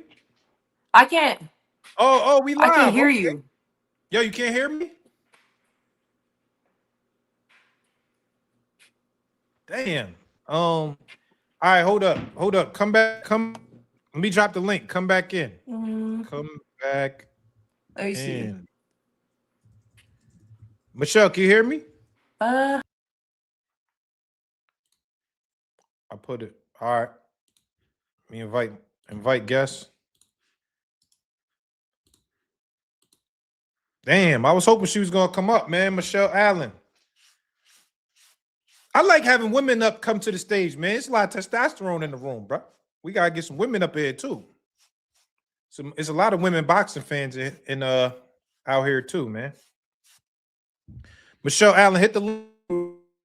Oh, here go Greg. Yo, G. My bad, Notch. Can you hear me? Nah, it's all good. I hear you. Yeah, they were saying once I started talking about Boots defense, your connection got suspect. That's what they saying in the chat. I just went through one of them dead spots in the city. Well, but go ahead, just sum it up for me. The question, I heard what you were saying. Well, I'm saying is we've seen Boots, basically, we've seen Boots get hit. I don't know if it's just Boots' defense is just okay, is just decent, or is it just like most of the time he just feeling out a guy and realize this guy ain't got nothing for me, so I don't need that. I could just go kill him if I want to. Do you feel like, he got enough defense to sustain the attack that Fondora's going to bring? Yeah, it's crazy, right? Because you answered your own question earlier before we got the connection. Because what you mean? Because you said it's times where it looked like he don't care. Yeah. So what do it look like the times he do care? I don't know if I've ever seen him care about defense per se. I feel like, not to the point it's always a liability, but most times I see him, it feel like, he does the bare minimum of defense, and then it'd be like, he thinks, you know what? This guy can't do nothing to me. I'm just going to go in there and kill him, and it doesn't matter because he can't do nothing. That's what it feels like watching. So you got to go back and watch Villa. Oh, Roman Villa? Yeah, you go back and watch that fight. You feel like he was doing defense in that one? Just pay attention. All right, I'm gonna go back and watch it today. You said it's all about when he cares. You know what I mean? If he sees somebody as slightly a threat, I'm gonna tighten up. Yeah. So if it's Fondora, I gotta do what I gotta do. That's what a fighter is. I gotta do what I gotta do. So I agree because a lot of fighters do that. I seen Terrence Crawford do that, where he disregards defense to go kill you. And in the Errol Spence fight, he didn't do that. So again, you answering your question. He was fighting at the smaller weights, smaller guys, right? Yeah. I know I can knock these niggas out. I know I can. They smaller. I'm really bigger than this. That's in my mind, though. That's in my mind. You feel it in your body, too, but it's more so in your mind because he really was a 135-pounder. You know what I'm saying? He fought there for a good while. He really was a 140-pounder. He really is, at that time, a 147-pounder. And when he went to 68, I'm definitely a 68-pounder. But you seen him get sharper when he respected guys. When those times come, you will see that fighter come out. You know what I mean? I'm gonna go watch that when we get off the Villa fight again. Yeah, when those times come where you got to tighten up, you're going to become the fighter that you need to become. People be looking at what you're doing offensively. Defensively, they don't really be watching the fight. You know what I mean? You saying it, not you. I don't mean you because you just saying overall. it looks like he don't have respect for these guys. But what it is, Naj, is I work harder than you guys. I'm not about to let you beat me. I'm gonna do what I want to you, and I'm gonna do it with some swag. But I'm dead serious. I'm not playing though. It look like I'm playing, but I'm not playing. I'm dead serious. I just need you to be where I need you to be before I do this to you. You know what I'm saying? Right. Okay. Fundora, I'm not mad at that. Yo, G, Fundora, what you oh no, go ahead. Fondora. Fundora 6'6". He know he ain't nothing to be playing with. Yeah. You gotta fuck him right up, Naj. Yeah, you can't play them games with him. You know that, Naj. If how was it back in the day, Naj? Somebody in the neighborhood that was like that, you know, if you go through it with him, you got to go through it with him.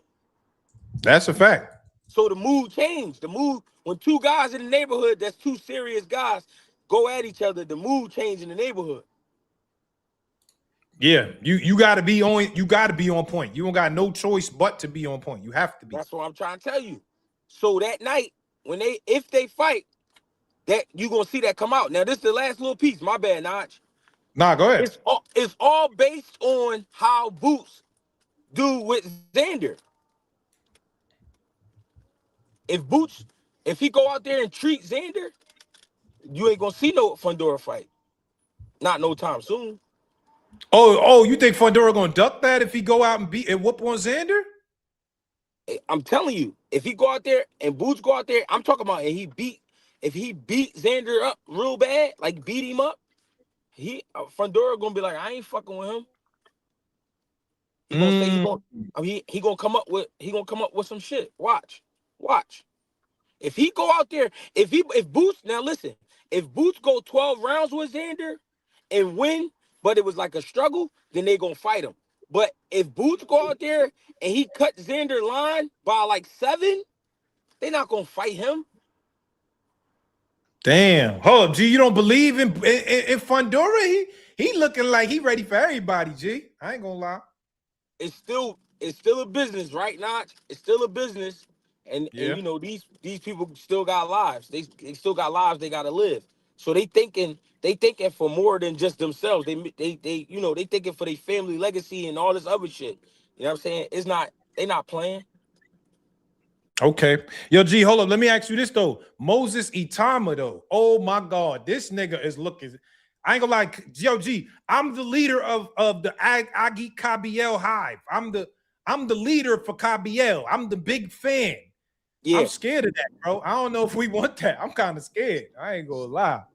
I'm gonna be real though. I'm gonna be real. That's the fight though. That's the fight. Kabayel. If he beat Kabayel, then you know he the devil. Yeah, I'm scared as the Kabayel leader. We scared of that a little bit. I don't know if we want that right now. I don't know. I ain't gonna lie. That's the fight I like. Crazy. No, he's sharp. He's shitty sharp. His reflexes, his timing, his placement, his focus. He's shitty sharp. He not playing around. He on some shit. And what I like, he don't play with his food. He ain't let Jermaine Franklin sit around for 10 rounds. He ain't let him, oh no, you gonna let me touch you like this? Like you gonna let me really put my hands on you? Oh yeah, he gonna get busy. A motherfucker like him, you gotta watch him. Because he only gonna go up because he like how that shit feel too much. When you see somebody keep running that straight left hand to the body, and then keep sneaking that hook in there, that means he liking what's going on. He feeling this right now. But I ain't gonna lie, G, though, like because I was saying this earlier before you got on, was that I was always thinking he's good, clearly, right? But it's like all his wins to me was him going through the front door and just utilizing what he got, and I'm gonna overwhelm you through the front door. This time he went through the side door and picked the lock. It wasn't just the first 2 rounds to me. He tried to go through the front door, realized Jermaine wasn't going, and then he started doing, he changed up his whole flow. He started feinting more to the body. He started touching them with small shots just to hit him with the big one. He started varying the speed of the punches. I was like, oh, he got that in his game. He not just like a regular, like, oh, I gotta go through the front door. And that's what made me feel like, damn, this guy's like dangerous. Hey, Naj, I agree, but I disagree. The only thing I disagree about, it wasn't no side door shit. He went right to work. This was a soon as I see you, soon as I lay eyes on you, don't change the tone. You know what it is. This was one of them. He got right to work. He wasn't trying to fill out nothing. The feints was I'm on your ass. I'm fainting because I just want you to open up. It wasn't like I'm fainting because I'm trying to check. It's like, no, I know it's there. I know it's there already. I'm already going to go get it. I'm not playing. He came right out firing that shit, Notch. Nah, he did, G, but I feel like it was a difference to me in 1 and 2 than 3 and 4. I feel like 1 and 2, he came out trying to kill him like he always do. And then I feel like 3, he kind of was like, all right, you know what? Let me slow down a little bit. Let me slow down. Like if you going to do a robbery and I ain't never did no robbery. This is me talking. But if you going to do a robbery and you kick a nigga door down, like, all right, that's what we do. We kicking doors. But I feel like it was like, damn, this door is a little heavier than all the other doors we done kicked. Let me, you know what I mean? Let's slow down. Let's go through the window this time instead of going through that's what I felt. I felt like he came through trying to kick the door down, but once he realized Jermaine wasn't just gonna go like that, he started changing it up a little bit though. He knew he was gonna go. Notch, he touching on him. I'm touching you already. See, it's a difference. All right. Let me break it all the way down. This is what I'm trying to say. When you fighting, you could feel how the shot landed.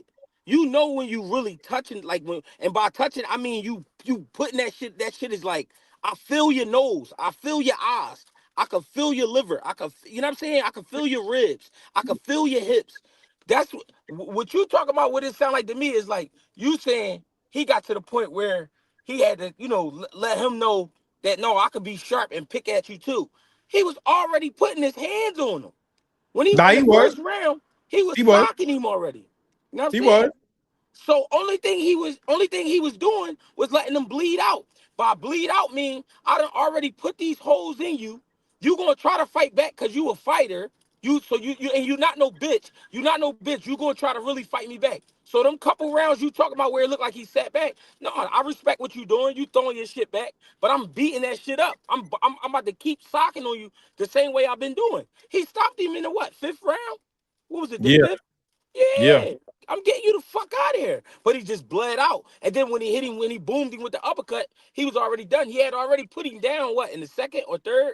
It was like I think that was the 3rd. Yeah, he had already put him down. He put him down already. He wasn't playing with that nigga Notch. Young boy was locked in, bro. He wasn't trying to give up no. I'm not about to show nothing. I'm going out here whooping his ass. That's what he did. He did. But I just felt the variation, like, because again, G, every other fight, the same shit he did in 1 and 2, he did that to everybody else, but they all went down. This guy didn't just go down on 1 and 2 like everybody else. You know what I'm saying? Well, that's what they looking for. That's what they looking for. We want to go. If you just listen to what you just explained, he's going up gradually in his career. But it's against a guy that we saw give a former world champion trouble. So if Young Boy just smoking him out in 5, he got that shit with him. He just wanted to get a couple more rounds, I guess. That's what you're saying.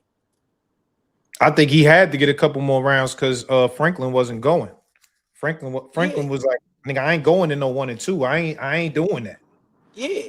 You go in 4 and 5 then. All right, hold up, G. Hold up, though. You know, everybody, they be saying I'm a Usyk hater. I'm not a hater. I just like to break it down for real.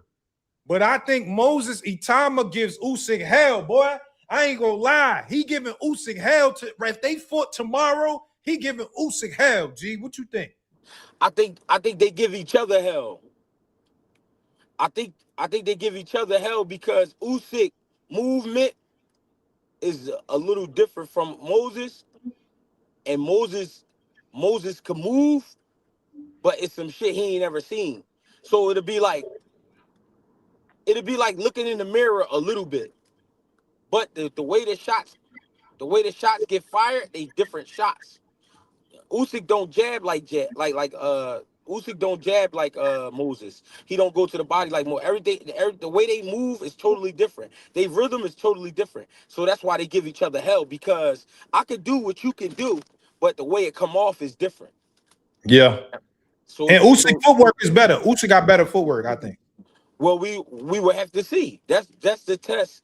That's the test you would have to see, because you don't really know that, because Moses ain't really had to show too much footwork. Yeah.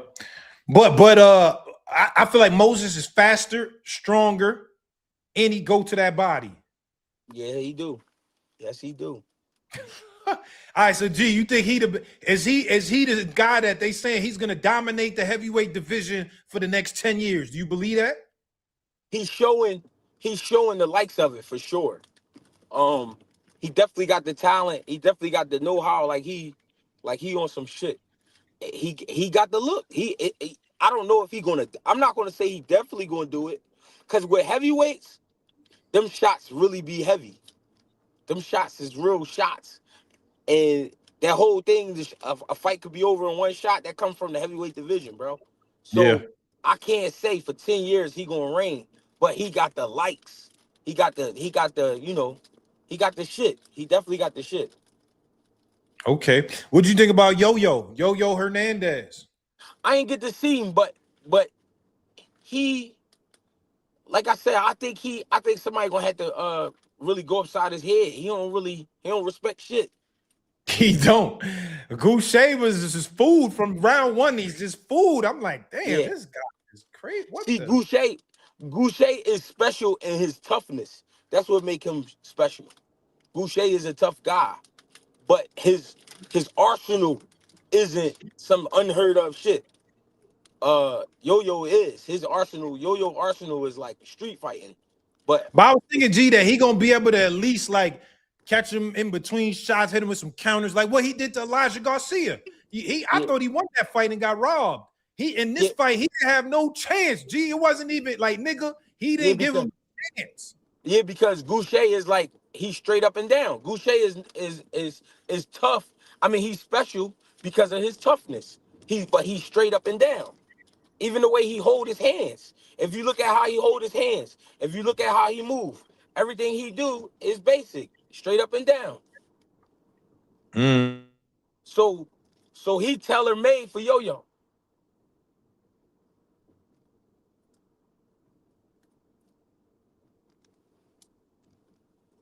Damn, that was me this time. That was me this time. Nah, that was me this time. That was me. Verizon janky ass. All right. Do you think Yo-Yo and Boots is one of them fights in the future? Yeah, it's definitely one of them fights. It's definitely. And they know each other. So, that'd be nice. I think Boots would beat him though, to be honest. Even though that's a good fight, but I think Boots would beat him. Was you there when they sparred? No, I just got the phone call. I heard it got bad though. Yeah, it got spooky. Boots made it spooky? I don't know. They just said it was spooky. Yeah, I think Boots would beat him, even though that's a hard fight, but I think Boots would beat him. But I'll say this, G. I don't know if Boots gonna beat Fondora, G. Fondora, that nigga, and it's not, he not the most skilled, but he just God gifted that his body is built like that. Pause. Yeah, that's why. I mean, but listen, that's why we talk about the fights like we talk about them, because they special fights. You know what I mean? And I just hope we get to see fights like that. I hope we get to see it, cause like I said, depending on how this shit go with Xander, is going to depend on if that fight happen. If Boots look normal, then PBC gonna be with it. But if he go out there and do some shit, oh yeah, they gonna chill. How you think that fight looked though? What, Xander and Boots? Yeah. I think it looked good for like 4 to 5 rounds. Like 4 to 5. And then I think Xander slowed down. I think he's gonna be breathing real heavy. He's gonna be breathing real heavy, and he gonna, I think he gonna get away from his jab. Once he get away from his jab, it's gonna get dark for him right there. It's gonna get bad. Yeah, I can't see him beating Boots. I ain't gonna lie. And I like Xander too, but I can't. I love Xander. I love Xander. It's a good fight though, You know and why Boots though? deserves respect for winning because I think they're not gonna give him his credit even if he win. Well, this is my thing. This is why I love Xander. I love Xander for one because he took the fight. Two because I think Xander is the other guy that take care of his body the way he's supposed to. I don't think Xander is a big drinker. I don't think he a big smoker. I think he really in the gym. I think he really stay ready. Boots, I know he stay ready, and I know he don't fuck around. So I think it's gonna be a great fight because of that. But because the skills and the pace and the IQ, I think it's gonna start to separate after 5. Like really see it. I think 4 or 5 it'll start. 4 and 5 it'll start, but then 6 and 7 and all that, that's where it's just gonna get dark. But I heard people say this though, that Xander got good enough footwork that he could do sort of what Karen did, which we saw frustrated Boots. Do you feel like there's a situation where, and again, and I say that with a grain of salt, because even though Karen frustrated him, it wasn't like he wasn't winning rounds. He was still kind of losing damn near all the rounds. But do you think that Xander can do sort of what Karen was able to do?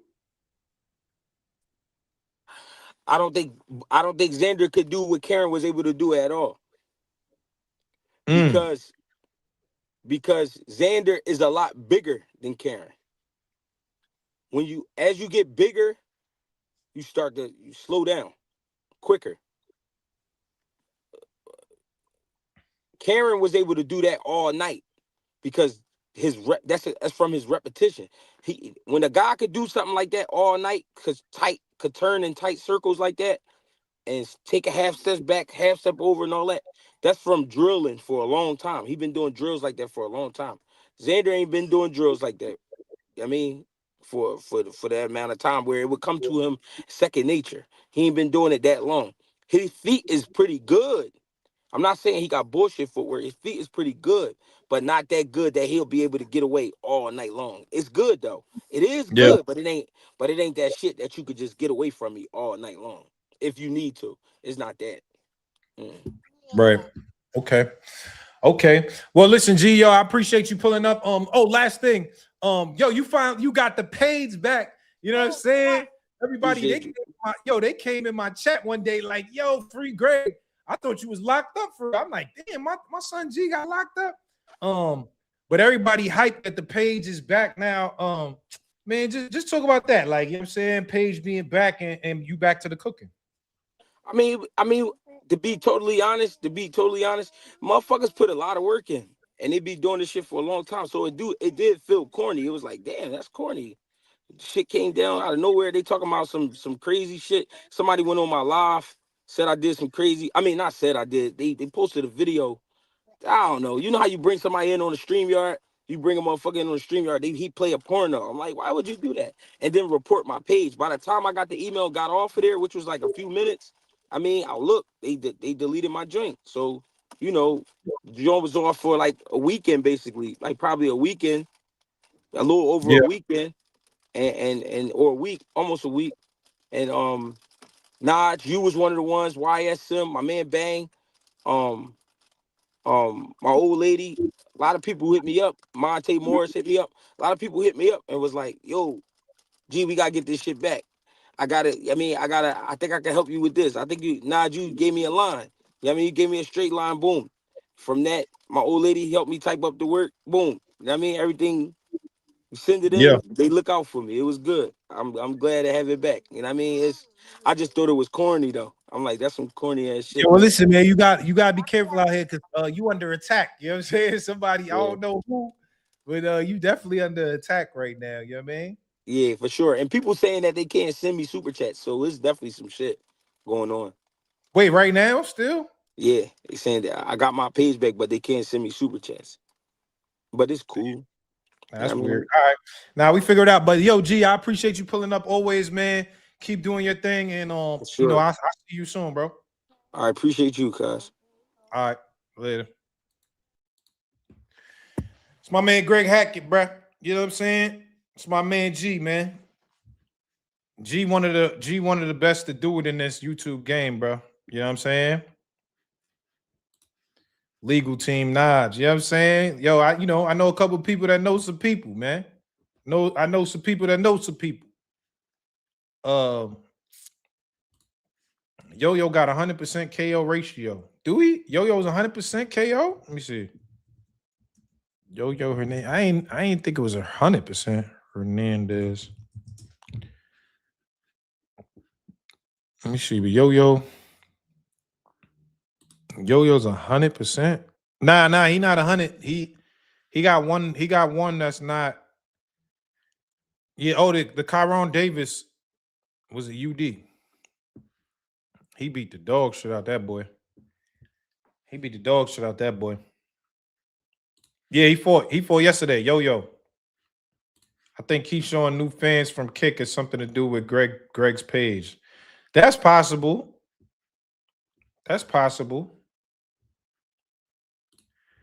Yeah, my man G, man. That's my man. Mud Hut asked Yo-Yo who was the hardest puncher he ever been sparring with and who gave him problems. I'll ask him. I'm going to get Yo-Yo up here, man. All right, but yo, listen, man. We've been on here 3 hours and change. I appreciate everybody. Yeah, Greg fought yesterday, bro. I appreciate everybody pulling up on me, man, showing love. Cigar Talk every Sunday, 2 p.m. This was a great session. Great cooking. Every Sunday, 2 p.m. Please come pull up. Before we go, let me ask a quick question to the people before we go.